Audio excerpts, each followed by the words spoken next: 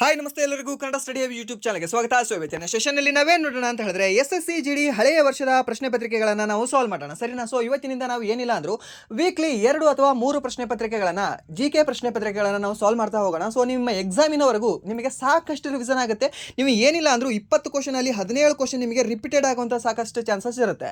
Sir ಯಾಕೆ sir 20 question ನಿಮಗೆ repeated ಆಗಲ್ವಾ? ಆಗಲ್ಲ. ಯಾಕೆಂದರೆ ಈ 20ರಲ್ಲಿ ಉಳಿದಿರತಕ್ಕಂತಹ 3 ಕ್ವಶನ್ಗಳು, ಈ 3 ಕ್ವಶನಲ್ಲಿ ಒಂದು ಕ್ವಶನ್ ಹೇಗೆ ಅಂತಂದರೆ ಯಾವುದೋ ಒಂದು ಕಾಲ್ಮಾನದಲ್ಲಿ ಕೇಳಿರ್ತಾನೆ ಯಾವಾಗಲೂ 2015ರಲ್ಲೋ 2018ರಲ್ಲೋ, ಸೊ ಅವಾಗ ಕೇಳಿರ್ತಾನೆ, ಮತ್ತೆ ಇವಾಗ 2025ರಲ್ಲಿ ಕೇಳಿರ್ತಾನೆ.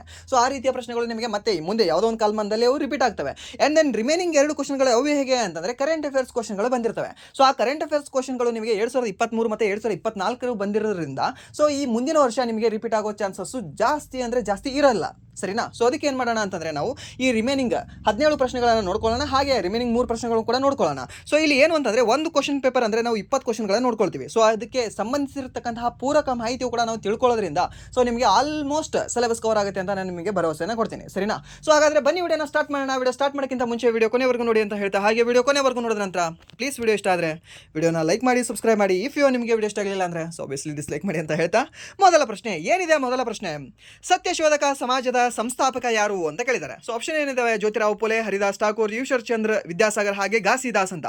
ಸೊ ಇಲ್ಲಿ ಇಬ್ಬರು ನಮಗೆ ಇಂಪಾರ್ಟೆಂಟ್ ಆಗ್ತಾರೆ. ಯಾರು ಅಂದರೆ ಒಂದು ಜ್ಯೋತಿರಾವ್ ಫುಲೆ ಅವರು, ಹಾಗೆ ಈಶ್ವರ್ ಚಂದ್ರ ವಿದ್ಯಾಸಾಗರ್ ಅವರು. ಸೊ ಇದಕ್ಕೆ ಸರಿಯಾದ ಉತ್ತರ ನೋಡೋದಾದ್ರೆ ಇಲ್ಲಿ ಆಲ್ರೆಡಿ ಮೆನ್ಷನ್ ಇದೆ, ಯಾವುದು ಅಂದರೆ ಜ್ಯೋತಿರಾವ್ ಫುಲೆನವರು, ಸರಿನಾ? ಸೊ ಏನು ಸತ್ಯಶೋಧಕ ಸಮಾಜದ ಸ್ಥಾಪಕರು ಯಾರು ಅಂತ ನಿಮಗೆ ಏನಾದರೂ ಕೇಳಿದ್ರೆ ಈ ಜ್ಯೋತಿರಾವ್ ಫುಲೆ ಅಂತ ನೀವು ಹೇಳಬೇಕಾಗುತ್ತೆ, ಸರಿನಾ? ಇದಕ್ಕೆ ಒಂದು ಸಿಂಪಲ್ ಆಗಿ ನಿಮ್ಗೆ ಹೇಳ್ತೀನಿ. ಅವರಿಗೆ ರೆಸ್ಪೆಕ್ಟ್ ಕೊಡ್ತಿಲ್ಲ ಅಂತಲ್ಲ, ನಿಮಗೆ ಜಸ್ಟ್ ನೆನ್ಪಿಟ್ಕೊಳ್ಳೋಕೆ. ಏನು ಸತ್ಯ ಹೇಳು ಅಂತ ಜಾಸ್ತಿ ಹೇಳೋರು ಯಾರು? ಹುಡುಗರು ಹೇಳ್ತಾರೆ, ಹುಡುಗಿರು ಹೇಳ್ತಾರೆ, ಹುಡುಗಿರೇ ಹೇಳ್ತಾರೆ, ಸರಿನಾ? ಸೊ ಇವ್ರ ಹೆಸರಲ್ಲೂ ಕೂಡ ಜ್ಯೋತಿ ಅಂತ ಇದೆ ಅಲ್ವಾ? ಸೊ ಇದನ್ನು ನೀವು ಇದ್ರೇನೋ ಹಾಗೆ ಒಂದು ನೆನ್ಪಿಟ್ಕೊಂಡು ಹಾಕಬಹುದು, ಸರಿನಾ? ಸರ್ ಅಲ್ಲೂ ಹುಡುಗಿ ಅಲ್ಲ, ಅವರು ಮಹಿಳೆ ಅಲ್ಲ, ಇವರು ಪುರುಷರೇ ಇದ್ದಾರೆ, ಸರಿನಾ? ಬಟ್ ಅವ್ರ ಹೆಸರಲ್ಲಿ ಹಾಗೆ ಇದೆ, ಜ್ಯೋತಿರಾವ್ ಫುಲೆ ಅಂತ ಇದೆ, ಸರಿನಾ? ಇವರು ಒಬ್ಬರು ಪುರುಷರಿದ್ದಾರೆ, ನೆನ್ಪಿಟ್ಕೊಳ್ಳಿ, ಸರಿನಾ? ಸಾವಿತ್ರಿಬಾಯಿ ಫುಲೆ ಅವರ ಹಸ್ಬೆಂಡ್ ಇವರು, ಸರಿನಾ? ಸೊ ಇಲ್ಲಿ ಸತ್ಯಶೋಧಕ ಸಮಾಜ ಸ್ಥಾಪನೆ ಮಾಡಿದವರು ಯಾರು ಅಂದರೆ ಜ್ಯೋತಿರಾವ್ ಫುಲೆನವರು.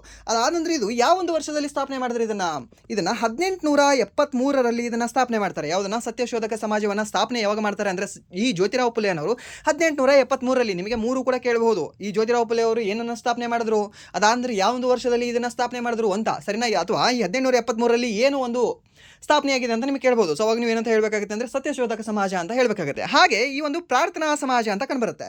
ಈ ಪ್ರಾರ್ಥನಾ ಸಮಾಜ ಯಾವುದು? ಪ್ರಾರ್ಥನಾ ಸಮಾಜವನ್ನು ಸ್ಥಾಪನೆ ಮಾಡಿದವರು ಯಾರು ಅಂದರೆ ಪಾಂಡುರಂಗ, ಸರಿನಾ?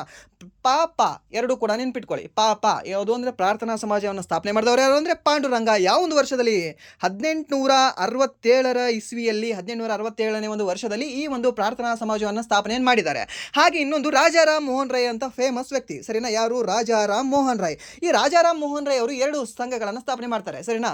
2 ಈ ಒಂದು ಸಂಸ್ಥೆಗಳನ್ನು ಸ್ಥಾಪನೆ ಮಾಡ್ತಾರೆ. ಯಾವುದ್ಯಾವುದು? ಒಂದು ಆತ್ಮೀಯ ಸಭಾ ಅಂತ, ಇನ್ನೊಂದು ನಿಮಗೆ ಈ ಒಂದು ಬ್ರಹ್ಮ ಸಮಾಜ ಅಂತ.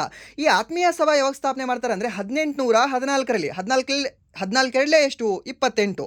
ಸೊ 1828ರಲ್ಲಿ ಈ ಒಂದು ಬ್ರಹ್ಮ ಸಮಾಜವನ್ನು ಸ್ಥಾಪನೆ ಮಾಡ್ತಾರೆ. ಯಾರು? ಇದೇ ರಾಜಾರಾಮ್ ಮೋಹನ್ ರಾಯ್ ಅನ್ನುವ ವ್ಯಕ್ತಿ, ನೆನ್ಪಿಟ್ಕೊಳ್ಳಿ, ಕೇಳ್ಬೋದು ನಿಮಗೆ. ಅದಾದ ನಂತರ ಈ ಒಂದು ಆರ್ಯ ಸಮಾಜವನ್ನು ಯಾರು ಸ್ಥಾಪನೆ ಮಾಡ್ತಾರೆ ಅಂತ ನಿಮಗೆ ಕೇಳ್ಬೋದು. ಸೊ ಅವಾಗ ನೀವು ಹೇಳಬೇಕಾಗುತ್ತೆ ದಯಾನಂದ ಸರಸ್ವತಿ ಅಂತ ನೀವು ಹೇಳಬೇಕಾಗುತ್ತೆ, ಸರಿನಾ? ಈ ದಯಾನಂದ ಸರಸ್ವತಿ ಅವರು ಈ ಒಂದು 1875ರಲ್ಲಿ ಈ ಆರ್ಯ ಸಮಾಜವನ್ನು ಸ್ಥಾಪನೆ ಮಾಡ್ತಾರೆ, ಸರಿನಾ? ಸೊ ಗೊತ್ತಿರಲಿ, ಕೇಳ್ಬೋದು ನಿಮಗೆ. ಅದಾದ ನಂತರ ಈ ಬೇಲೂರು ಮಠವನ್ನು ಸ್ಥಾಪನೆ ಮಾಡಿದವರು ಯಾರು? ಈ ನಮ್ಮ ಸ್ವಾಮಿ ವಿವೇಕಾನಂದರು. ಎಷ್ಟರಲ್ಲಿ? 1897ರ ಇಸ್ವಿಯಲ್ಲಿ. ಸೊ ಅವರು ಚಿಕಾಗೋದಲ್ಲಿ ಭಾಷಣ ಯಾವಾಗ ಮಾಡಿದ್ರು ಅಂತ ನೋಡೋದಾದ್ರೆ 1893ರಲ್ಲಿ ಅವರು ಭಾಷಣವನ್ನು ಮಾಡಿದ್ದಾರೆ. ಎಲ್ಲಿ? ಸರ್ವಧರ್ಮ ಸಮ್ಮೇಳನ ಚಿಕಾಗೋದಲ್ಲಿ, USA ದೇಶದಲ್ಲಿ, ಸರಿನಾ? ಯುನೈಟೆಡ್ ಸ್ಟೇಟ್ಸ್ ಆಫ್ ಅಮೆರಿಕಾದಲ್ಲಿ. ಗೊತ್ತಿರಲಿ, ಇದೆಲ್ಲವೂ ಕೂಡ ನಿಮಗೆ ಇಂಪಾರ್ಟೆಂಟ್ ಮಾಹಿತಿ ಆಗಿರುತ್ತೆ, ಕೇಳ್ತಾನೆ. ಆ್ಯಂಡ್ ದೆನ್ ನೆಕ್ಸ್ಟ್ ಪ್ರಶ್ನೆ ಏನಿದೆ ಅಂತ ನೋಡೋದಾದ್ರೆ ಇನ್ನೊಂದು ಇಲ್ಲಿ ಇಂಪಾರ್ಟೆಂಟ್ ಮಾಹಿತಿ ಏನಂದ್ರೆ ಈಶ್ವರ್ ಚಂದ್ರ ವಿದ್ಯಾಸಾಗರ್ ಅವರು. ಇವ್ರ ಬಗ್ಗೆ ಪ್ರಶ್ನೆ ಬಂದಿದೆಯಾ? ಹೌದು ಬಂದಿದೆ. ಏನು ಬಂದಿದೆ? ವಿಧವಾ ಪುನರ್ವಿವಾಹ ಕಾಯ್ದೆಯನ್ನ ತರೋದಕ್ಕೆ ಅತಿ ಹೆಚ್ಚು ದುಡಿದವರು, ಅತಿ ಹೆಚ್ಚು ಶ್ರಮ ವಹಿಸಿದವರು ಯಾರು ಅಂತ ನಿಮಗೆ ಕೇಳ್ತಾನೆ. ಇದೇ ಈಶ್ವರ್ ಚಂದ್ರ ವಿದ್ಯಾಸಾಗರ್ ಅವರು, ಸರಿನಾ? ಸೊ ನಿಮಗೆ ಏನಾದರೂ ಸತಿ ಸಹಗಮನ ಪದ್ಧತಿಯನ್ನ ನಿಲ್ಲಿಸೋಕೆ ಈ ವಿಲಿಯಂ ಬೆಂಟೇಕ್ಗೆ ಸಹಾಯ ಮಾಡಿರ್ತಕ್ಕಂಥ, ಶ್ರಮ ವಹಿಸ್ತಕ್ಕಂಥ ವ್ಯಕ್ತಿ ಏನಾದರೂ ನಿಮಗೆ ಕೇಳಿದ್ರೆ ಇವಾಗಲೇ ಹೇಳಿದಲ್ಲ, ಯಾರು? ರಾಜಾರಾಮ್ ಮೋಹನ್ ರಾಯ್ ಅವರು. ಅವ್ರು ಮಾಡಿದ್ದಾರೆ ಯಾವಾಗ? 1829ರಲ್ಲಿ.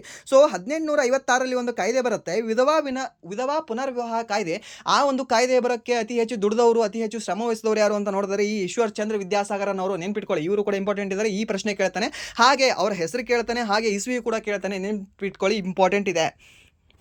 ಆ್ಯಂಡ್ ದೆನ್ ಗುರು ಘಾಸಿದಾಸ್ ಅವ್ರ ಬಗ್ಗೆ, ಇವ್ರ ಬಗ್ಗೆ ಜಾಸ್ತಿ ಕ್ವಶನ್ ಕೇಳಿಲ್ಲ, ಮತ್ತು ಹರಿದಾಸ್ ಠಾಕೂರ್ ಅವ್ರ ಬಗ್ಗೆ ಕೂಡ ಪ್ರಶ್ನೆನ ಕೇಳಿಲ್ಲ ನಿಮಗೆ. ಆ್ಯಂಡ್ ದೆನ್ ಇನ್ನೊಂದು ಕರೆಂಟ್ ಅಫೇರ್ಸ್ ಕ್ವಶನ್ ಕೇಳಿದ ನೋಡಿ. ಇಲ್ಲಿ ಏನು ಕೇಳಿದ್ದಾನೆ? ಭಾರತದ ಸ್ಪರ್ಧಾ ಆಯೋಗ ಅಧ್ಯಕ್ಷರಾಗಿ 2023 ಮೇ 23ರಂದು ಯಾರು ಸೇರ್ಪಡೆಯಾಗಿದ್ದಾರೆ ಅಂತ ಕೇಳಿದ್ದಾರೆ. ಸರ್, ಇದು 2023ರ ಕರೆಂಟ್ ಅಫೇರ್ಸ್ ಇದೆಯಲ್ಲ, ಇದು ನೇಮಕಾತಿಗಳ ಬಗ್ಗೆ ಇದೆ ಸರ್. ನೀವು ಕ್ವಶನ್ ನೀವು ಹೀಗೆ ಓದ್ಕೊಳ್ಬೇಡಿ ಸರ್, ಅದು 2023 ಮೆನ್ಷನ್ ಇದೆ, ಸೊ ಅದಕ್ಕೆ ಇದು ಕರೆಂಟ್ ಅಫೇರ್ಸ್ 2023 ಕೇಳಿದಾನೆ, 2025ರಲ್ಲಿ ಎಕ್ಸಾಮ್ ಇಟ್ಟು ಅಲ್ಲ ಇದು. ಸೊ ಇದು ಏನು ಅಂತಂದರೆ ನಿಮಗೆ ನೇಮಕಾತಿಯ ಬಗ್ಗೆ ಕೇಳ್ತಾನೆ. ಸೊ ನಿಮಗೆ ಗೊತ್ತಿರಬೇಕಲ್ವಾ, ಪ್ರಸ್ತುತ ಯಾರು CJ ಇದ್ದಾರೆ, ಯಾರು RBI ಗವರ್ನರ್ ಇದ್ದಾರೆ, ಯಾರು ಈ ಒಂದು ನೀತಿ ಆಯೋಗದ ಅಧ್ಯಕ್ಷರಿದ್ದಾರೆ, ಅದಾದ ನಂತರ ಯಾರು ಇವರು CCIನ ಅಧ್ಯಕ್ಷರಿದ್ದಾರೆ, ಯಾರು ಈ RTIನ ಅಧ್ಯಕ್ಷರಿದ್ದಾರೆ. ಸೊ ಎಲ್ಲವೂ ಕೂಡ ನಿಮಗೆ ಕೇಳ್ತಿರ್ತಾನೆ. ಸೊ ಇನ್ನೊಂದು ನಿಮಗೆ ಕರೆಂಟ್ ಅಫೇರ್ಸಲ್ಲೂ ಇದೆ ಅಂತ ಒಂದು ಕೇಳಿರ್ತಾನೆ, ಇನ್ನೊಂದು ಇವೆಲ್ಲವೂ ಕೂಡ ನಿಮ್ಗೆ ಗೊತ್ತಿರಬೇಕು.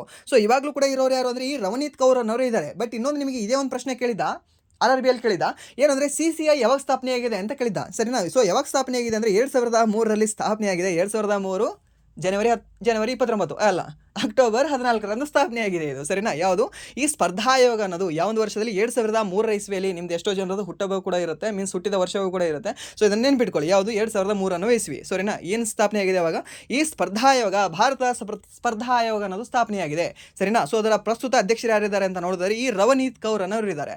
ಹಾಗಾದರೆ ಅಮೃತ್ ಕೌರ್ ಯಾರು ಹೇಳ್ಬೋದಾ, ಅದನ್ನು ಹೇಳಿ ನೀವು. ಆ್ಯಂಡ್ ದೆನ್ ನೆಕ್ಸ್ಟ್ ಪ್ರಶ್ನೆ ಏನಿದೆ ಅಂತ ನೋಡೋದಾದರೆ, ಡ್ಯಾಶ್ರಲ್ಲಿ ರಾಜ್ಯಗಳು ಅಥವಾ ಕೇಂದ್ರಾಡಳಿತ ಪ್ರದೇಶಗಳ ಸಹಯೋಗದೊಂದಿಗೆ ಭಾರತದ ಮೊದಲನೇ ಆರ್ಥಿಕ ಜನಗಣತಿಯನ್ನು ಲಕ್ಷದ್ವೀಪವನ್ನು ಹೊರತುಪಡಿಸಿ ದೇಶಾದ್ಯಂತ ನಡೆಸಲಾಗಿತ್ತು. ಇಂಪಾರ್ಟೆಂಟ್ ಇದೆ ಇಲ್ಲಿ, ಕ್ವಶನಲ್ಲೇ ಒಂದು ಆನ್ಸರ್ ಇದೆ. ಏನು ಗೊತ್ತಾ, ಈ ಯಾವುದೋ ಒಂದು ವರ್ಷದಲ್ಲಿ, ಯಾವುದೋ ಒಂದು ವರ್ಷ ಅಂದರೆ 1977ರಲ್ಲಿ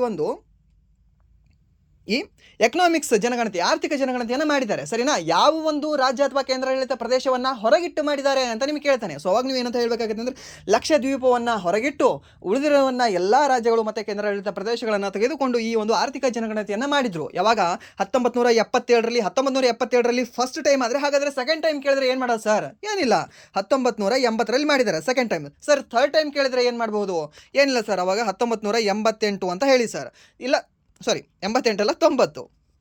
ಸರ್ ಫೋರ್ತ್ ಟೈಮ್ ಕೇಳಿದ್ರೆ ಏನಿಲ್ಲ ಸರ್ 1998 ಅಂತ ಹೇಳಬೇಕಾಗುತ್ತೆ. ಸರ್ ಏನಾದರೂ ಫಿಫ್ತ್ ಟೈಮ್ ಕೇಳಿದ್ರೆ ಅವಾಗ ಏನಿಲ್ಲ, ನೀವು 2005 ಅಂತ ಹೇಳಿ ಬಂದುಬಿಡಿ. ಸಿಕ್ಸ್ ಟೈಮ್ ಅವ್ನು ಕೇಳೋಕ್ಕೆ ಹೋಗಲ್ಲ, ಯಾಕಂದರೆ ಲಾಸ್ಟ್ ಆಗಿರೋದು 2005ರಲ್ಲಿ, ಸರಿನಾ. ಸೊ ಇದು ಗೊತ್ತಿರಿ ಕೇಳ್ಬೋದು ನಿಮಗೆ. ಫಸ್ಟ್ ಟೈಮ್ ಈ ಒಂದು ಆರ್ಥಿಕ ಜನಗಣತಿ ಯಾವಾಗಾಯಿತು ಅಂದರೆ 1977ರಲ್ಲಿ.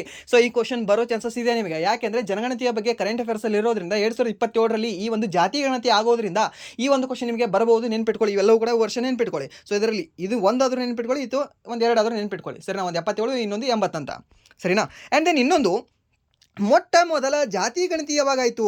ಮೊಟ್ಟ ಮೊದಲ ಜಾತಿ ಗಣತಿ. ಸರ್ ಏನು ಸರ್, ಮೊಟ್ಟ ಮೊದಲ ಜಾತಿ ಗಣತಿನೇ ನೆಕ್ಸ್ಟ್ ವರ್ಷ ಆಗ್ತಿದೆ, 2027ರಲ್ಲಿ ಆಗ್ತಿದೆ, ಮೊಟ್ಟ ಮೊದಲ ಮತ್ತೆ ಅಂತ ಯಾವಾಗ ಕೇಳ್ತೀರಾ? ಅದಲ್ಲ ಸರ್, ಅದಕ್ಕಿಂತ ಮುಂಚೆ ಒಮ್ಮೆ ಬ್ರಿಟಿಷರು ಮಾಡಿದ್ರಲ್ಲ. ಯಾವಾಗ ಮಾಡಿದ್ರು? 1931ರಲ್ಲಿ ಒಂದ್ಸರಿ ಮಾಡಿರ್ತಾರೆ. ಯಾರು? ಬ್ರಿಟಿಷರು, ಸರಿನಾ. 1931ರಲ್ಲಿ ಫಸ್ಟ್ ಟೈಮ್ ಮಾಡಿರ್ತಾರೆ ಜಾತಿ ಗಣತಿಯನ್ನು, ಇಡೀ ದೇಶಾದ್ಯಂತ ಮಾಡಿರ್ತಾರೆ. ನೆನ್ಪಿಟ್ಕೊಳ್ಳಿ, 1931ರಲ್ಲಿ ಈ ವೈಸ್ರಾಯ್ ಯಾರಾಗಿದ್ದ? ಲಾರ್ಡ್ ಇರ್ವಿನ್ ಆಗಿದ್ದ, ಸರಿನಾ. ಸೊ ಅವನೇ ಜಾತಿ ಗಣತಿಯನ್ನು ಕೂಡ ಮಾಡಿದ್ದ. ಯಾವಾಗ? 1931ರಲ್ಲಿ, ನೆನ್ಪಿಟ್ಕೊಳ್ಳಿ. ಸೊ ಅದಾದ ನಂತರ ಸ್ವತಂತ್ರ ಭಾರತದ ಮೊಟ್ಟ ಮೊದಲ ಜಾತಿ ಗಣತಿ ಯಾವಾಗ ಅಂತ ನಿಮಗೇನಾದರೂ ಕೇಳಿದ್ರೆ 2021ರ ಜಾತಿ ಗಣತಿ ಅಂತ ನೀವು ಹೇಳಬೇಕಾಗುತ್ತೆ. ಸರ್ 2027ರಲ್ಲಿ ನಡೀತಿದೆಯಲ್ಲ? ಹೌದು, 2027ರಲ್ಲಿ ನಡೀತಿದೆ. ಬಟ್ ಆ ಜಾತಿ ಗಣತಿ ಬಂದುಬಿಟ್ಟು 2021ರ ಜಾತಿ ಗಣತಿನೇ ಅದು, ಸರಿನಾ. ಸೊ ನಿಮಗೆ 2021, 27 ಎರಡೂ ಕೊಡೋದಿಲ್ಲ. ಬಟ್ ನಿಮಗೆ ಹಾಗೇನಾದರೂ ಕೊಟ್ಟರೆ ನೀವು 2000 ಅದು ಕ್ವಶನಲ್ಲಿ ನಿಮಗೆ ಸ್ವಲ್ಪ ಡಿಫ್ರೆನ್ಸ್ ಮಾಡಿರ್ತಾನೆ. ಏನಂದರೆ ಈ ವರ್ಷ ಈಗ ಮುಂಬರ್ತಕ್ಕಂತಹ ಜಾತಿ ಗಣತಿ ಯಾವ ವರ್ಷ ನಡೆಯಲಿದೆ ಅಂತ ಒಂದು ಕೇಳ್ಬೋದು. ಅವಾಗ 2027 ಅಂತ ಹೇಳಬೇಕಾಗುತ್ತೆ, ಸರಿನಾ. ಇಫ್ ಏನಾದರೂ ನಿಮಗೆ ಯಾವ ಒಂದು ಜನಗಣತಿ ಅಂತ ಏನಾದರೂ ನಿಮ್ಗೆ ಕೇಳಿದ್ರೆ 2021ರ ಜನಗಣತಿ ಅಥವಾ 18ನೇ ಜನಗಣತಿ ಅಂತ ನೀವು ಹೇಳಬೇಕಾಗುತ್ತೆ. ನೆನ್ಪಿಟ್ಕೊಳ್ಳಿ, ಕೇಳ್ಬೋದು ನಿಮಗೆ, ಸರಿನಾ. ಆ್ಯಂಡ್ ದೆನ್ ನೆಕ್ಸ್ಟ್ ಪ್ರಶ್ನೆ ಏನಿದೆ ಅಂತ ನೋಡೋದಾದರೆ, ರಂಗಸ್ವಾಮಿ ಕಪ್ ಎಂಬುದು ಯಾವ ಕ್ರೀಡೆಗೆ ಸಂಬಂಧ ಹೊಂದಿದೆ ಅಂತ ಕೇಳಿದಾನೆ. ಯಾವ ಕಪ್ಪು? ರಂಗಸ್ವಾಮಿ ಕಪ್, ಸರಿನಾ. ಈ ಒಂದು ರಂಗಸ್ವಾಮಿ ಕಪ್ ಯಾವ ಒಂದು ಕ್ರೀಡೆಗೆ ಸಂಬಂಧ ಹೊಂದಿದೆ ಅಂದರೆ ಹಾಕಿ ಕ್ರೀಡೆಗೆ ಸಂಬಂಧ ಹೊಂದಿರತಕ್ಕಂತಹ ಒಂದು ಕಪ್ ಆಗಿದೆ. ಯಾವುದು? ರಂಗಸ್ವಾಮಿ ಕಪ್. ಹಾಗೆ ಈ ಉಬರ್ ಕಪ್ ಮತ್ತು ಥಾಮಸ್ ಕಪ್ ಯಾವ ಒಂದು ಕ್ರೀಡೆಗೆ ಸಂಬಂಧ ಹೊಂದಿದೆ ಅಂತ ನಿಮಗೆ ಏನಾದರೂ ಕೇಳಿದ್ರೆ ಬ್ಯಾಡ್ಮಿಂಟನ್ ಕ್ರೀಡೆಗೆ. ಯಾವುದು? ಒಂದು ಉಬರ್ ಕಪ್, ಇನ್ನೊಂದು ಈ ಥಾಮಸ್ ಕಪ್, ಸರಿನಾ. UT ಈ ಉಬರ್ ಕಪ್ಪು ಮತ್ತು ಥಾಮಸ್ ಕಪ್ಪು ಯಾವ ಒಂದು ಕ್ರೀಡೆಗೆ ಸಂಬಂಧ ಹೊಂದಿದೆ ಅಂತ ಕೇಳಿದ್ರೆ ನಿಮಗೆ ಈ ಬ್ಯಾಡ್ಮಿಂಟನ್ ಅಂತ ಹೇಳಬೇಕಾಗುತ್ತೆ, ಸರಿನಾ. ಅದಾದ್ರೆ ಮಲೇಷಿಯಾ ಓಪನ್ ರೀಸೆಂಟಾಗಿ ಆಯಿತು, ಅದು ಕೂಡ ನಿಮಗೆ ಎದಕ್ಕೆ ಸಂಬಂಧ ಹೊಂದಿದೆ ಅಂದರೆ ಇದೇ ಒಂದು ಬ್ಯಾಡ್ಮಿಂಟನ್ಗೆ ಸಂಬಂಧ ಹೊಂದಿದೆ, ಸರಿನಾ. ಆ್ಯಂಡ್ ದೆನ್ ಟೆನ್ನಿಸ್ಗೆ ಗ್ರ್ಯಾಂಡ್ ಸ್ಲ್ಯಾಮ್ಗಳು ಎಲ್ಲವೂ ಕೂಡ ನಿಮಗೆ ಸಂಬಂಧ ಹೊಂದಿರೋದು ಇದೇ ಟೆನ್ನಿಸ್ಗೆ. ಯಾವುದು? ಆಸ್ಟ್ರೇಲಿಯನ್ ಓಪನ್ ಟೂರ್ನಿ, ಸರಿನಾ. ಅದಾದ ನಂತರ ಈ ಒಂದು ವಿಂಬಲ್ಡನ್ ಓಪನ್ ಟೆನ್ನಿಸ್ ಟೂರ್ನಿ, ಅದಾದ ನಂತರ ನೆಕ್ಸ್ಟ್ ಯಾವ್ದು ಬರುತ್ತೆ ನಿಮಗೆ? ಫ್ರೆಂಚ್ ಓಪನ್ ಟೆನ್ನಿಸ್ ಟೂರ್ನಿ, ಅದಾದ ನಂತರ ಇನ್ನೊಂದು USA ಓಪನ್ ಟೆನ್ನಿಸ್ ಟೂರ್ನಿ ಅಂತ, ಸರಿನಾ. ಈ 4 ಗ್ರ್ಯಾಂಡ್ ಸ್ಲ್ಯಾಮ್ಗಳು ನಿಮಗೆ ಸಂಬಂಧ ಹೊಂದಿರೋದು ಯಾವುದು ಅಂದರೆ ಇದೇ ಒಂದು ಟೆನ್ನಿಸ್ಗೆ ಸಂಬಂಧ ಹೊಂದಿದ್ದಾವೆ. ನೆನ್ಪಿಟ್ಕೊಳ್ಳಿ, ಕೇಳ್ತಾನೆ ನಿಮಗೆ ಇದೇ ರೀತಿಯ ಪ್ರಶ್ನೆನ. ಸೊ ರೀಸೆಂಟಾಗಿ ಈ ಒಂದು ಫ್ರೆಂಚ್ ಓಪನ್ ಟೆನ್ನಿಸ್ ಟೂರ್ನಿ ಆಯ್ತಪ್ಪ ಇವಾಗ, ಸರಿನಾ. ಫ್ರೆಂಚ್ ಓಪನ್ ಟೆನ್ನಿಸ್ ಟೂರ್ನಿ ಆಯಿತು. ಹಾಗಾದರೆ ಫ್ರೆಂಚ್ ಓಪನ್ ಟೆನ್ನಿಸ್ ಟೂರ್ನಿಯನ್ನು ಗೆದ್ದಿರ್ತಕ್ಕಂಥವ್ರು ಯಾರು ಗೆದ್ದಿದ್ದಾರೆ? ಫ್ರೆಂಚ್ ಓಪನ್ ಟೆನಿಸ್ ಟೂರ್ನಿಯನ್ನು. ಯಾರ್ಯಾರು ಅಂದರೆ ಒಂದು ಕಾರ್ಲೋಸ್ ಅಲ್ಕರಾಜ್ ಅನ್ನೋರು ಗೆದ್ದಿದ್ದಾರೆ, ಹಾಗೆ ಇನ್ನೊಂದು ಮಹಿಳಾ ವಿಭಾಗದಲ್ಲಿ ಕೋಕೋ ಗೌಫ್ ಅನ್ನೋರು ಗೆದ್ದಿದ್ದಾರೆ. ಸರಿನಾ, ಯಾರು ಕಾರ್ಲೋಸ್ ಅಲ್ಕರಾಜ್, ಇನ್ನೊಂದು ಕೋಕೋ ಗೌಫ್, ಎರಡು ಕೂಡ ಸಿ ಅಂತ ನೆನ್ಪಿಟ್ಕೊಳ್ಳಿ. ಸರಿನಾ, ಯಾವುದು FCCC ಮೀನ್ಸ್ ಫ್ರೆಂಚಲ್ಲಿ ಯಾರು ಗೆದ್ದಿದ್ದಾರೆ ಅಂದರೆ ಒಂದು ಕಾರ್ಲೋಸು, ಇನ್ನೊಂದು ಕೋಕೋ ಗೌಫ್ ಅವರು ಮಹಿಳೆಯರ ವಿಭಾಗದಲ್ಲಿ, ಹಾಗೆ ಕಾರ್ಲ್ಸ್ ಅಲ್ಕರಾಜ್ ಅವರು ಪುರುಷರ ವಿಭಾಗದಲ್ಲಿ. ಹಾಗಾದರೆ ವಿಂಬಲ್ಡನ್ ಟೂರ್ನಿಯಲ್ಲಿ ಯಾರು ಗೆದ್ದಿದ್ದಾರೆ? Wimbledon for the first time Jannik Sinner ಅವರು, ಹಾಗೆ ಇನ್ನೊಂದು ಈ ಸಬಲೆಂಕಾ ಅವರು ಗೆದ್ದಿದ್ದಾರೆ. ಸರಿನಾ, ಸೊ ಇವರಿಬ್ಬರ ಕೂಡ ನೆನ್ಪಿಟ್ಕೊಳ್ಳಿ, ಇಬ್ಬರು ಕೂಡ ನಿಮಗೆ SS ಅಲ್ಲಿ ಕಂಡುಬರುತ್ತೆ. ಸರಿನಾ, ಆ್ಯಂಡ್ ದೆನ್ ಫುಟ್ಬಾಲಲ್ಲಿ ಈ ಡ್ಯುರಾಂಡ್ ಕಪ್ ಅನ್ನೋದು ಸಂಬಂಧ ಹೊಂದಿರೋದು ಯಾವಾಗ ಅಂದರೆ ನಿಮಗೆ ಈ ಒಂದು ಫುಟ್ಬಾಲ್ಗೆ ಸಂಬಂಧ ಹೊಂದಿದೆ. ಸಂತೋಷ್ ಟ್ರೋಫಿ ಅದಕ್ಕೆ ಸಂಬಂಧ ಹೊಂದಿದೆ, ಇದೇ ಒಂದು ಫುಟ್ಬಾಲ್ಗೆ ಈ ಒಂದು ಸಂತೋಷ್ ಟ್ರೋಫಿ ಸಂಬಂಧ ಹೊಂದಿದೆ. 2023ರಲ್ಲಿ ಈ ಒಂದು ಸಂತೋಷ್ ಟ್ರೋಫಿ ಗೆದ್ದಿರೋರು ಯಾರು ಅಂತ ನೋಡಿದ್ರೆ ಇದೇ ಒಂದು ನಮ್ಮ ಕರ್ನಾಟಕದ ರಾಜ್ಯ. ಸರಿನಾ, 2024-25 ಒಂದು ಸಾಲಿನ ಯಾರು ಗೆದ್ದಿದ್ದಾರೆ? ಈ ಒಂದು ಬಂಗಾಳ ರಾಜ್ಯ ಗೆದ್ದಿದೆ. ಸರಿನಾ, ಪಶ್ಚಿಮ ಬಂಗಾಳ ರಾಜ್ಯ ಗೆದ್ದಿದೆ, ಅದು ಕೂಡ ನಿಮ್ಗೆ ಗೊತ್ತಿರೋ ಕೇಳಬಹುದು ನಿಮಗೆ. ಆ್ಯಂಡ್ ದೆನ್ ಈ FIFA ವರ್ಲ್ಡ್ ಕಪ್ ಎದಕ್ಕೆ ಸಂಬಂಧ ಹೊಂದಿದೆ? ಈ FIFA ವರ್ಲ್ಡ್ ಕಪ್ ಸಂಬಂಧ ಹೊಂದಿದ್ದು ಫುಟ್ಬಾಲ್ಗೆ. ಸರಿನಾ, ಯಾವ ವರ್ಷ ನಡೆಯಲಿದೆ? ಮುಂದಿನ ವರ್ಷ ಈ ಒಂದು ಅಮೆರಿಕ ದೇಶದಲ್ಲಿ ನಡೆಯಲಿದೆ. ಯಾವುದು? ಫುಟ್ಬಾಲ್ ಅನ್ನೋದು ನೆನ್ಪಿಟ್ಕೊಳ್ಳಿ ಕೇಳ್ತಾನೆ ನಿಮಗೆ. ಆ್ಯಂಡ್ ದೆನ್ ನೆಕ್ಸ್ಟ್ ಪ್ರಶ್ನೆ ಏನಿದೆ ಅಂದರೆ, ಭಾರತದ ಉಪಖಂಡದಲ್ಲಿ ತಿಳಿದಿರುವಂತೆ ಪ್ರಾಚೀನ ಕಾಲದಲ್ಲಿ ಬಳಕೆಯಾಗಿದ್ದ ಬರವಣಿಗೆಯ ರೂಪದ ಹೆಸರೇನು? ಬ್ರಾಹ್ಮಿ ಲಿಪಿ, ಸಿಂಧೂ ಲಿಪಿ, ಸಂಸ್ಕೃತ ಲಿಪಿ ಮತ್ತು ಪಾಲಿ ಲಿಪಿ ಅಂತ ಕೊಟ್ಟಿದ್ದಾನೆ. ಪಾಲಿ ಲಿಪಿ ಯಾವಾಗ? ಪಾಲಿ ಲಿಪಿ ಇಲ್ಲವಲ್ಲ ಸರ್, ಪಾಲಿ ಭಾಷೆ ಇದೆ. ಪಾಲಿ ಭಾಷೆ ಯಾವಾಗ ಬಂದಿರೋದು ಅಂದರೆ ಈ ಒಂದು 6th ಸೆಂಚುರಿಯಲ್ಲಿ ಅದು ಜಾಸ್ತಿ ಪ್ರಚಲಿತದಲ್ಲಿ ಬಂತು. ಯಾಕೆಂದರೆ ಈ ಒಂದು ಭಗವಾನ್ ಬುದ್ಧರಿಂದ. ಸರಿನಾ, ಅಂದರೆ ಸಂಸ್ಕೃತ ಲಿಪಿ ಇದೆ, ಬಟ್ ಅಷ್ಟು ಹಳೇದಲ್ಲ ಅಲ್ಲ. ಸಂಸ್ಕೃತಕ್ಕೆ ಕಂಪೇರ್ ಮಾಡಿದ್ರೆ ನಮ್ಮ ತಮಿಳು ಲಿಪಿ ಏನಿದೆ ಅಲ್ವಾ, ತಮಿಳು ಲಿಪಿ ಇನ್ನೂ ಹಳೇದಿದೆ ಸಂಸ್ಕೃತಕ್ಕೆ ಕಂಪೇರ್ ಮಾಡಿದ್ರೆ. ಆ್ಯಂಡ್ ದೆನ್ ಈ ಬ್ರಾಹ್ಮಿ ಲಿಪಿ ಅಂತ ಕೊಟ್ಟಿದ್ದಾನೆ. ಈ ಬ್ರಾಹ್ಮಿ ಲಿಪಿಯೂ ಕೂಡ ಅಲ್ಲ, ಈ ಬ್ರಾಹ್ಮಿ ಲಿಪಿಯೂ ಕೂಡ ಈ ಸಂಸ್ಕೃತ ಲಿಪಿಗೆ ಒಂದು ಡೈಲೆಕ್ಟ್ ಅಂತಲೇ ಹೇಳ್ಬೋದು, ಅದರ ಒಂದು ಸಂಬಂಧ ಹೊಂದಿದೆ ಇದು. ಸರಿನಾ, ಬಟ್ ಇಲ್ಲಿ ಯಾವುದು ಅಂದರೆ ಚಿತ್ರಲಿಪಿ ಅಥವಾ ಸಿಂಧು ಲಿಪಿ ಅಂತಲೇ ಹೇಳ್ತೀವಿ. ನಮ್ಮ ಇಡೀ ಒಂದು ಭಾರತದ ಭೂಖಂಡದಲ್ಲಿ ಅತ್ಯಂತ ಹಳೆಯದಾದ ಒಂದು ಲಿಪಿ ಯಾವುದಾದ್ರೂ ಇದ್ದರೆ ಅದು ಸಿಂಧು ಲಿಪಿ. ಸರಿನಾ, ಯಾವುದು? ಸಿಂಧು ಲಿಪಿ. ಏನಾದರೂ ನಿಮಗೆ ಜಗತ್ತಲ್ಲಿ ಅಂತ ಏನಾದರೂ ಕೇಳಿದ್ರೆ ಅವಾಗ ಮೆಸೊಪೊಟೇಮಿಯನ್ ಲಿಪಿ ಅಂತ ಬರುತ್ತೆ. ಈ ಮೆಸೊಪೊಟೇಮಿಯಾ ಅಂತ ಹೇಳ್ತೀವಲ್ವ, ಆ ಮೆಸೊಪೊಟೇಮಿಯನ್ ಲಿಪಿ ಏನಿದೆಯಲ್ವ ಅದು ಇಡೀ ಜಗತ್ತಿನಲ್ಲೇ ಕಂಡುಬರ್ತಕ್ಕಂಥ ಅತ್ಯಂತ ಹಳೆಯ ಲಿಪಿ. ಸರಿನಾ, ಅದು ಆದ ನಂತರ ನಿಮಗೆ ಕಂಡುಬರೋದು ಯಾವುದು ಅಂದರೆ ಸಿಂಧು ಲಿಪಿ. ಸಿಂಧು ಲಿಪಿ ಆದ ನಂತರ ಕಂಡುಬರೋದೇ ನಿಮಗೆ ಯಾವುದು ಅಂದರೆ ಈ ಒಂದು ತಮಿಳು ಲಿಪಿ. ಸರಿನಾ, ತಮಿಳು ಭಾಷೆ ಇಡೀ ನಮ್ಮ ಪ್ರಸ್ತುತ ಮಾತಾಡ್ತಕ್ಕಂಥ ಏನು ಭಾಷೆಗಳಿದಾವಲ್ವ, ಪ್ರಸ್ತುತ ಮಾತಾಡ್ತಕ್ಕಂತಹ ಭಾಷೆಗಳಲ್ಲಿ ಅತ್ಯಂತ ಹಳೆಯ ಭಾಷೆ ಯಾವುದು ಅಂದರೆ ತಮಿಳು ಭಾಷೆ. ಸರಿನಾ, ತಮಿಳು ಭಾಷೆ ಏನಿದೆ ಇಡೀ ಜಗತ್ತಿನಲ್ಲಿ ಅತ್ಯಂತ ಹಳೆಯ ಭಾಷೆಯಾಗಿದೆ. ಪ್ರಸ್ತುತ ನಾನು ಹೇಳ್ತಾ ಇದ್ದೀನಿ. ಸರಿನಾ, ಸೊ ಅವುಗಳನ್ನು ಕಂಪೇರ್ ಮಾಡಿದ್ರೆ ಈ ಸಿಂಧು ಲಿಪಿ ಮತ್ತು ಈ ಒಂದು ಮೆಸೊಪೊಟೇಮಿಯನ್ ಲಿಪಿ ಏನಿದೆ ಅಲ್ವಾ, ಆ ಒಂದು ಭಾಷೆ ಸುಮೇರಿಯನ್ ಭಾಷೆ ಅಂತ ಕೂಡ ನಾವು ಕರಿತೀವಿ ಅದನ್ನು, ಮೆಸೊಪೊಟೇಮಿಯನ್ಗೆ. ಸರಿನಾ, ಸೊ ಅದು ಎರಡೂ ಕೂಡ ಹಳೆದಿದ್ದಾವೆ, ಬಟ್ ಅದನ್ನು ಮಾತಾಡಲ್ಲ ಇವಾಗ, ಅದನ್ನು ಬಳಸಲ್ಲ ನಾವು ಇವಾಗ. ಬಟ್ ಇವಾಗ ನಾವು ತಮಿಳಿನ್ನೂ ಬಳಸ್ತಾ ಇದ್ದೀವಲ್ಲ. ಸೊ ತಮಿಳು ಇವಾಗ ಏನಿದೆ ಅಂದರೆ ಪ್ರಸ್ತುತ ಅತ್ಯಂತ ಹಳೆಯ ಭಾಷೆಯಾಗಿದೆ, ಗೊತ್ತಿರಲಿ ಕೇಳ್ಬೋದು ನಿಮಗೆ. ಸೊ ಈ ಸಿಂಧು ಲಿಪಿಯನ್ನು ನಿಮಗೆ ಇನ್ನೊಂದು ಹೆಸರಿಂದ ಕೂಡ ಕೇಳ್ಬೋದು, ಏನು ಅಂದರೆ ಚಿತ್ರಲಿಪಿ ಅಂತ ಕೇಳ್ತಾನೆ ನಿಮಗೆ. ಚಿತ್ರಲಿಪಿ ಅಂತಂದ್ರೂ ಕೂಡ ನಿಮಗೆ ಇದೇ ಸಿಂಧು ಲಿಪಿ, ಆನಂತರ ಚಿತ್ರಲಿಪಿ ಅಂತಂದರೆ ಇದೇ ಒಂದು ಇಂಡಸ್ ಲಿಪಿ ಅಂತ ಹೇಳ್ತೀವಿ. ಸರಿನಾ, ಗೊತ್ತಿರಲಿ ಕೇಳ್ಬೋದು ನಿಮಗೆ. ಆ್ಯಂಡ್ ದೆನ್ ನೆಕ್ಸ್ಟ್ ಪ್ರಶ್ನೆ ಏನಿದೆ ಅಂದರೆ 2023ರ ಮಹಿಳಾ ಮೀಸಲಾತಿ ಮಸೂದೆಯ ಪ್ರಕಾರ ಲೋಕಸಭೆ ಮತ್ತು ರಾಜ್ಯ ವಿಧಾನಸಭೆಗಳಲ್ಲಿ ಮಹಿಳೆಯರಿಗಾಗಿ ಎಷ್ಟು ಸ್ಥಾನಗಳನ್ನು ಕಾಯ್ದಿರಿಸಲಾಗಿದೆ? ಎಷ್ಟು ಸ್ಥಾನ ರೀ? 33% ಅಂತ ಓದಿದ್ರೆ ಹೇಗೆ? 33 ಎಷ್ಟಾಗುತ್ತೆ? 1/3 ಆಗುತ್ತೆ. ಸೊ 1/3 ಭಾಗ. ಸರಿನಾ, 1/3 ಭಾಗ ಅಲ್ಲ, 1/3 ಭಾಗ. ಸರಿನಾ, ಈ ಒಂದು 1/3 ಭಾಗ ಮಹಿಳೆಯರಿಗಾಗಿ ಮೀಸಲಿಡಲಾಗಿದೆ. ಎಲ್ಲೆಲ್ಲಿ? ಒಂದು ಲೋಕಸಭೆಯಲ್ಲಿ, ಇನ್ನೊಂದು ರಾಜ್ಯ ವಿಧಾನಸಭೆಗಳಲ್ಲಿ, ಎರಡರಲ್ಲೇ ಮೀಸಲಿಡಲಾಗಿದೆ, ನೆನ್ಪಿಟ್ಕೊಳ್ಳಿ. ಸರಿನಾ, ಸೊ ಏನಾದರೂ ಸರ್ ಇಲ್ಲ ಸರ್ ನಾನು ರಾಜ್ಯಸಭೆಯಲ್ಲೂ ಕೂಡ ನನಗೆ ಮೀಸಲಾತಿ ಬೇಕು, ಆಗಲ್ಲ ಅಂತ ಹೇಳ್ತಾರೆ ಅವರು. ಸರ್ ಇಲ್ಲ ಸರ್ ನನಗೆ ವಿಧಾನ ಪರಿಷತ್ತಲ್ಲೂ ಕೂಡ ಮೀಸಲಾತಿ ಬೇಕು ಸರ್, ಆಗಲ್ಲ ಸರ್ ಅಂತ ಹೇಳ್ತಾರೆ. ಸರಿನಾ, ಆಗಲ್ಲ ಮೇಡಮ್ ಅಂತ ಹೇಳ್ತಾರೆ. ಆಗಲ್ಲ ಮೇಡಮ್ ಅಂತ ಹೇಳಬೇಕು ಅವರು, ಯಾಕಂದರೆ ಮಹಿಳೆಯರಲ್ವ ಕೇಳಬೇಕಾಗಿರೋದಲ್ಲಿ. ಸೊ ರಾಜ್ಯಸಭೆಗಳಲ್ಲಿ ಹಾಗೆ ವಿಧಾನ ಪರಿಷತ್ಗಳಲ್ಲಿ ಮಹಿಳೆಯರಿಗೆ ಮೀಸಲಾತಿ ಇಲ್ಲವೇ ಇಲ್ಲ. ಸೊ ಇಲ್ಲಿ 1/3 ಮೀಸಲಾತಿ ಇರೋದು ಎಲ್ಲಿ ಅಂತಂದರೆ ನಿಮಗೆ ಲೋಕಸಭೆ ಮತ್ತು ವಿಧಾನಸಭೆಗಳಲ್ಲಿ ಮಾತ್ರ. ನೀವು ಯಾರಿಗೆ ಓಟ್ ಹಾಕ್ತಿರಲ್ವಾ, ಎಲ್ಲೋ ಒಬ್ಬನಿಗೆ ಹೋಗಿ ಓಟ್ ಹಾಕ್ಬಿಡ್ತೀರಲ್ವಾ ಡೈರೆಕ್ಟಾಗಿ, ಆ ಡೈರೆಕ್ಟ್ ವೋಟಿಂಗ್ ಅಲ್ಲಿ ಮಾತ್ರ ಅವರಿಗೆ ಮಹಿಳೆಯರಿಗೆ ಮೀಸಲಾತಿ ಇದೆ. MP ಓಟ್ ಹಾಕ್ತೀರಾ, ಓಕೆ, ಲೋಕಸಭೆ MP ಬರ್ತಾನೆ ಅಲ್ವಾ, ಸೊ ಅಲ್ಲಿ ಓಟ್ ಹಾಕ್ತೀರಾ, ಅಲ್ಲಿ ಮಹಿಳೆಯರಿಗೆ ಮೀಸಲಾತಿ ಇದೆ 1/3. ಹಾಗೆ MLA ಓಟ್ ಹಾಕ್ತೀರಾ, ಓಕೆ 1/3 ನಿಮಗೆ ಮೀಸಲಾತಿ ಇದೆ. ನೀವು ರಾಜ್ಯಸಭೆಗೆ ಯಾವತ್ತಾದರೂ ಓಟ್ ಹಾಕಿದ್ದೀರಾ? ಇಲ್ಲ. ವಿಧಾನ ಪರಿಷತ್ಗೆ ಓಟ್ ಹಾಕಿದ್ದೀರಾ? ಹೌದು, ಹಾಕಿರ್ತೀರಾ. ಈ ಡಿಗ್ರಿ ಯಾರು ಮಾಡಿರ್ತೀರಲ್ವಾ, ಈ ಗ್ರಾಜುಯೇಷನ್ ಅಂತ ಅಲ್ಲಿ ಬರ್ತದೆ, ಅದಾಂತರ ಶಿಕ್ಷಕರ ವೃತ್ತಿಯಿಂದ ಅಲ್ಲಿ ಏನಾದರೂ ನೀವು ಇದ್ರೆ ಅಂತ ಬರ್ತದೆ. ಬಟ್ ಅವ್ರು ಯಾರು ಇಲ್ಲಿ ಕ್ಲಾಸ್ ಕೇಳುತ್ತಿಲ್ಲ ಅಂತ ನನ್ನ ಒಂದು ಅಭಿಪ್ರಾಯ. ಸರಿನಾ, ಸೊ ಇಲ್ಲಿ ಏನು ಅಂತಂದರೆ ನೀವು ಹಾಕಿರ್ತೀರಾ, ಬಟ್ ನೀವು ನಾರ್ಮಲಿ ಎಲ್ಲರೂ ಕೂಡ ಹಾಕಲ್ಲ. ನಾನು 10th ಮುಗಿದಿದೆ, ನಾನು PUC ಮುಗಿದಿದೆ, ನಾನು 18 ವರ್ಷ ವಯಸ್ಸಾಗಿದೆ, ಹಾಕಿರಲ್ಲ ಇವರೆಲ್ಲರೂ ಕೂಡ. ಸರಿನಾ, ಸಮ್ ಗ್ರ್ಯಾಜುಯೇಷನ್ ಅವ್ರು ಹಾಕಿರ್ತಾರೆ. ಇಲ್ಲಿ ಗೊತ್ತಿರಲಿ 1/3% ಮೀಸಲಾತಿಯಲ್ಲಿದೆ ಅಂದರೆ ಲೋಕಸಭೆ ಮತ್ತು ವಿಧಾನಸಭೆ. ಯಾಕೆ ಕನ್ಫ್ಯೂಷನ್ ಆಗ್ತಿದೆ ಅಂತ ನಾನು ನಿಮ್ಗೆ ಹೇಳ್ತಿದ್ದೀನಿ. ಸರಿನಾ, ಇಲ್ಲಿ ಮೇಲ್ಮನೆ ಅಂತ ನಾವೇನು ಹೇಳ್ತೀವಲ್ವಾ, ಮೀನ್ಸ್ ರಾಜ್ಯಸಭೆ, ಹಾಗೆ ಇಲ್ಲಿ ನಮ್ಮ ರಾಜ್ಯದಲ್ಲಿ ನೋಡೋದಾದರೆ ವಿಧಾನ ಪರಿಷತ್ತು. ಸೊ ಆ ಮೇಲ್ಮನೆಗಳಲ್ಲಿ ಯಾವತ್ತೂ ಕೂಡ ಈ ಒಂದು ಮಹಿಳೆಯರಿಗೆ ಮೀಸಲಾತಿ ಇಲ್ಲ, ಅಷ್ಟೇ ಗೊತ್ತಿರಲಿ. ಯಾಕಂದರೆ ಅಲ್ಲಿ ಬುದ್ಧಿವಂತರ ಸದನ ಅಂತ ನಾವು ಹೇಳ್ತೀವಿ. ಬುದ್ಧಿವಂತರ ಸದನದಲ್ಲಿ ಹೋಗಿ ಮೀಸಲಾತಿ ಹಂಗೆ ಅಂತ ಇದ್ರೆ ನಾವೇನು ನಾಟಕ ಮಾಡೋಕ್ಕೆ ಬರೋದಿಲ್ಲ. ಆ್ಯಂಡ್ ದೆನ್ ನೆಕ್ಸ್ಟ್ ಪ್ರಶ್ನೆ ಏನಿದೆ ಅಂತ ನೋಡೋದಾದರೆ, ಡ್ಯಾಶ್ ಎಂಬುದು ಅತ್ಯಂತ ಸಾಮಾನ್ಯವಾಗಿ ಬಳಕೆಯಾಗುವ ಹಣದ ಪೂರೈಕೆಯ ಮಾಪನವಾಗಿದೆ ಅಂತ ಕೇಳಿದ್ದಾನೆ. ಸೊ ಇಲ್ಲಿ ನಿಮಗೆ ಮನಿ ರೂಪಗಳು ಬರ್ತವೆ. ಏನು ಮನಿ ರೂಪಗಳು? M1, M2, M3, M4 ಅಂತ ಮನಿಗಳು ಬರ್ತವೆ. ಏನು ಇದರಲ್ಲಿ ಸಿಂಪಲ್ ಆಗಿ ಒಂದು ಹೇಳ್ಬಿಡ್ತೀನಿ, ಅಷ್ಟೇ ನೆನ್ಪಿಟ್ಕೊಳ್ಳಿ ಸಾಕು. ಈ M1 ಮನಿ ಅಂದರೆ ಏನು ಗೊತ್ತಾ? ಇವಾಗ ನಿಮ್ಮ ಜೇಬಲ್ಲಿ ಇದಾವಲ್ವಾ, ಎಷ್ಟು 100 ರುಪೀಸ್, 500 ರುಪೀಸ್, 2000 ಇವಾಗಿಲ್ಲ ಅಲ್ವಾ 2000, ಓಕೆ, 500 ರುಪೀಸ್ ಅಂದರೆ ಮ್ಯಾಕ್ಸಿಮಮ್ ನಂಬರ್ ಅಲ್ವಾ. ಸೊ ಆ ಒಂದು ಹಣ ಏನಿದೆಯಲ್ವಾ, ಲಿಕ್ವಿಡ್ ಏನು ಹಣ ಇದೆಯಲ್ವಾ, ಸೊ ನಿಮ್ಮ ಕೈಯಲ್ಲಿ ಒಂದಿದ್ರೆ ಸಾಲಿಡ್ ಆಗಿ ಒಂದು ಹಾರ್ಡ್ ಅಮೌಂಟ್ ಇದೆಯಲ್ವಾ, ಆ ಹಾರ್ಡ್ ಅಮೌಂಟನ್ನು, ಹಾರ್ಡ್ ಕ್ಯಾಶನ್ನು, ಕಾಯಿನ್ಗಳನ್ನು ನಾವು ಏನಂತ ಕರಿತೀವಿ ಅಂದರೆ M1 ಮನಿ ಅಂತ ಕರಿತೀವಿ. ಕ್ಯಾಶನ್ನು ನಾವೇನಂತ ಕರಿತೀವಿ ಅಂದರೆ M1 ಮನಿ ಅಂತ ಕರಿತೀವಿ. ಹಾಗೆ M2 ಮನಿ ಅಂದರೆ ಏನು, ಇವಾಗ ಪೋಸ್ಟ್ ಬ್ಯಾಂಕಲ್ಲೆಲ್ಲವೂ ಕೂಡ ದುಡ್ಡು ಇಟ್ಟಿರ್ತೀರಲ್ವಾ, ಆ ಪೋಸ್ಟ್ ಬ್ಯಾಂಕಲ್ಲಿ ಇಟ್ಟಿರ್ತಕ್ಕಂತಹ ದುಡ್ಡು ಪ್ಲಸ್ ಈ ಒಂದು M1 ಮನಿ, ಇವೆರಡನ್ನೂ ಕೂಡಿಸಿ ನಾವು ಏನಂತ ಹೇಳ್ತೀವಿ, M2 ಮನಿ ಅಂತ ಹೇಳ್ತೀವಿ, ಸರಿನಾ. ಸೊ ಏನೇನು ಬಿಟ್ಕೊಳ್ಳಿ, M1 ಅಂದರೆ ಜಸ್ಟ್ ಇದ್ರ ಹಾರ್ಡ್ ಕ್ಯಾಶ್, 1 ರೂಪಾಯಿ, 2 ರೂಪಾಯಿ, 10 ರೂಪಾಯಿ, 20 ರೂಪಾಯಿ, 30 ರೂಪಾಯಿ, 40 ರೂಪಾಯಿ, ಸಾರಿ 30 ರೂಪಾಯಿ 40 ರೂಪಾಯಿ ಅಲ್ವಾ, 50, 100, ಅದಾಂದ್ರೆ 500 ಕ್ಯಾಶ್ ಇರಬೇಕು. ಅದಾಂದ್ರೆ ಎರಡನೇದು M2 ಅಂದರೆ ಏನು ಅಂದರೆ ಈ M1 ಅದರಲ್ಲಿ ಇರಬೇಕು, M1 ಪ್ಲಸ್ ಈ ಪೋಸ್ಟ್ ಆಫೀಸಲ್ಲಿ ಇಟ್ಟಿರ್ತಕ್ಕಂತಹ ಮನಿ, ಅವೆರಡೂ ಕೂಡಿಸಿ ನಾವು ಏನಂತ ಹೇಳ್ತೀವಿ, M2 ಮನಿ ಅಂತ ಹೇಳ್ತೀವಿ. ಹಾಗಾದರೆ M3 ಮನಿ ಅಂದರೆ ಏನು, ಇಲ್ಲಿ ಕೂಡ M1 ಬರುತ್ತೆ, M1 ಪ್ಲಸ್ ಬ್ಯಾಂಕಿಂಗ್ ಮನಿ, ಬ್ಯಾಂಕಿಂಗಲ್ಲಿ ಏನಿದಾವಲ್ವಾ ಆ ಬ್ಯಾಂಕಿಂಗಲ್ಲಿ ಇರ್ತಕ್ಕಂಥ ಎಲ್ಲ ಮನಿಗಳು ಬರೋದು ನಿಮಗೆ ಅಂದರೆ M3 ಮನಿಯಲ್ಲಿ, ನೆನ್ಪಿಟ್ಕೊಳ್ಳಿ, ಕೇಳ್ಬೋದು ನಿಮಗೆ, ಸರಿನಾ. ಈ M4ಅಲ್ಲಿ ಏನು ಬರುತ್ತೆ, ಇದರಲ್ಲಿ ಇನ್ನೂ ಬ್ಯಾಂಕಿಂಗ್ ಸ್ವಲ್ಪ ಇನ್ನೂ ಎಕ್ಸ್ಟ್ರಾ ರಿಲೇಟೆಡ್ ಸ್ಪೆಸಿಫಿಕ್ ಟರ್ಮ್ಗಳು ಬರ್ತವೆ, ಬಟ್ M3 ಕೂಡ ಇಲ್ಲಿ ಮೆನ್ಷನ್ ಆಗುತ್ತೆ. ಬಟ್ ಇಲ್ಲಿ ನಿಮಗೆ ನಾರ್ಮಲ್ ಕೇಳೋದು ಯಾವುದು ಅಂದರೆ M1 ಮತ್ತು M3 ಕೇಳಿರ್ತಾನೆ, ಸರಿನಾ, ಗೊತ್ತಿರಲಿ ನಿಮಗೆ, ಕೇಳ್ಬೋದು ಇದನ್ನು. ಸೊ ಇಲ್ಲಿ M3 ಎಂಬುದು ಅತ್ಯಂತ ಸಾಮಾನ್ಯವಾಗಿ ಬಳಕೆಯಾಗುವ ಹಣದ ಪೂರೈಕೆಯ ಮಾಪನವಾಗಿದೆ. ಇವಾಗ ನಾವು ಬ್ಯಾಂಕಿಂಗ್ ಯೂಸ್ ಮಾಡೋದಲ್ಲ, ಪೋಸ್ಟ್ ಬ್ಯಾಂಕಿಗೆ ಯಾರಾದರೂ ಹೋಗ್ತೀರಾ, ಜಾಸ್ತಿ ಯಾರಾದರೂ ಕ್ಯಾಶ್ನ ಕ್ಯಾರಿ ಮಾಡ್ತೀರಾ ಇವಾಗ, ಇಲ್ಲ ಅಲ್ಲ. ಸೊ ಇವಾಗ ನಾವು ಯೂಸ್ ಮಾಡೋದು ಯಾವುದು ಅಂದರೆ M3 ಮನಿಯನ್ನು ನಾವು ಜಾಸ್ತಿ ಯೂಸ್ ಮಾಡ್ತಾ ಇದ್ದೀವಿ, ಸರಿನಾ. ಸೊ ಇಲ್ಲಿ ಸರ್ ಇಲ್ಲ ಸರ್ ನಾನು ಜಾಸ್ತಿ ದುಡ್ಡನ್ನೇ ಯೂಸ್ ಮಾಡ್ತಿದ್ದೀನಿ, ಹೌದು ಸರ್, ನೀವೇನಾದರೂ ದುಡ್ಡನ್ನೇ ಯೂಸ್ ಮಾಡ್ತಿದ್ರೆ ಇಲ್ಲಿ ಬರುತ್ತಲ್ಲ M3 ಈಕ್ವಲ್ಸ್ ಏನು, M1 ಪ್ಲಸ್ ಬ್ಯಾಂಕಿಂಗ್ ಮನಿ ಅಲ್ವಾ, ಮೀನ್ಸ್ ಮೊನ್ನೆ ಹಾರ್ಡ್ ಕ್ಯಾಶು ಬಂತು, ಅದಾದರೆ ಇನ್ನೊಂದು ಬ್ಯಾಂಕಿಂಗ್ ಮನಿ ಕೂಡ ಬಂತು ಅಲ್ವಾ. ಸೊ ಸಿಂಪಲ್ ಆಗಿ. ಆ್ಯಂಡ್ ದೆನ್ ನೆಕ್ಸ್ಟ್ ಪ್ರಶ್ನೆ ಏನಿದೆ ಅಂದರೆ, ಇದು ಎಕನಾಮಿಕ್ಸಲ್ಲಿ ಬರುತ್ತೆ ಇದು ಕ್ವಶನ್ ಅವಾಗವಾಗ ಸುಮ್ಮನೆ ಹಾಯ್ ಅಂತ ಹೇಳಕ್ಕೆ ಬಂದಿರುತ್ತೆ, ಬಟ್ ಇದನ್ನು ನೋಡ್ಕೊಳ್ಳಿ ಅಷ್ಟೇ ಸಾಕು. ಆ್ಯಂಡ್ ದೆನ್ ನೆಕ್ಸ್ಟ್ ಪ್ರಶ್ನೆ ಏನಿದೆ ಅಂದರೆ, ಅಥ್ಲೆಟಿಕ್ಸ್ನಲ್ಲಿ IAAF ವಿಶ್ವ ಚಾಂಪಿಯನ್ಶಿಪ್ ಯಾವ ವರ್ಷದಿಂದ ಸಂಪೂರ್ಣವಾಗಿ ವೃತ್ತಿಪರ ಸ್ಪರ್ಧೆಯಾಗಿ ಬದಲಾಯಿತು ಅಂತ ಕೇಳಿದ್ದಾನೆ, ಸರಿನಾ. ಸೊ ಯಾವಾಗ ಅಂದರೆ 1997ರಿಂದ. ಇದು ಕೂಡ ಫ್ಯಾಕ್ಚುಯಲ್ ಕ್ವಶನ್, ಇದು ಏನಿಲ್ಲ, ಇದು ಟಫ್ ಕ್ವಶನ್ ಅಂತ ನಾವು ಹೇಳ್ಬೋದೇನೋ.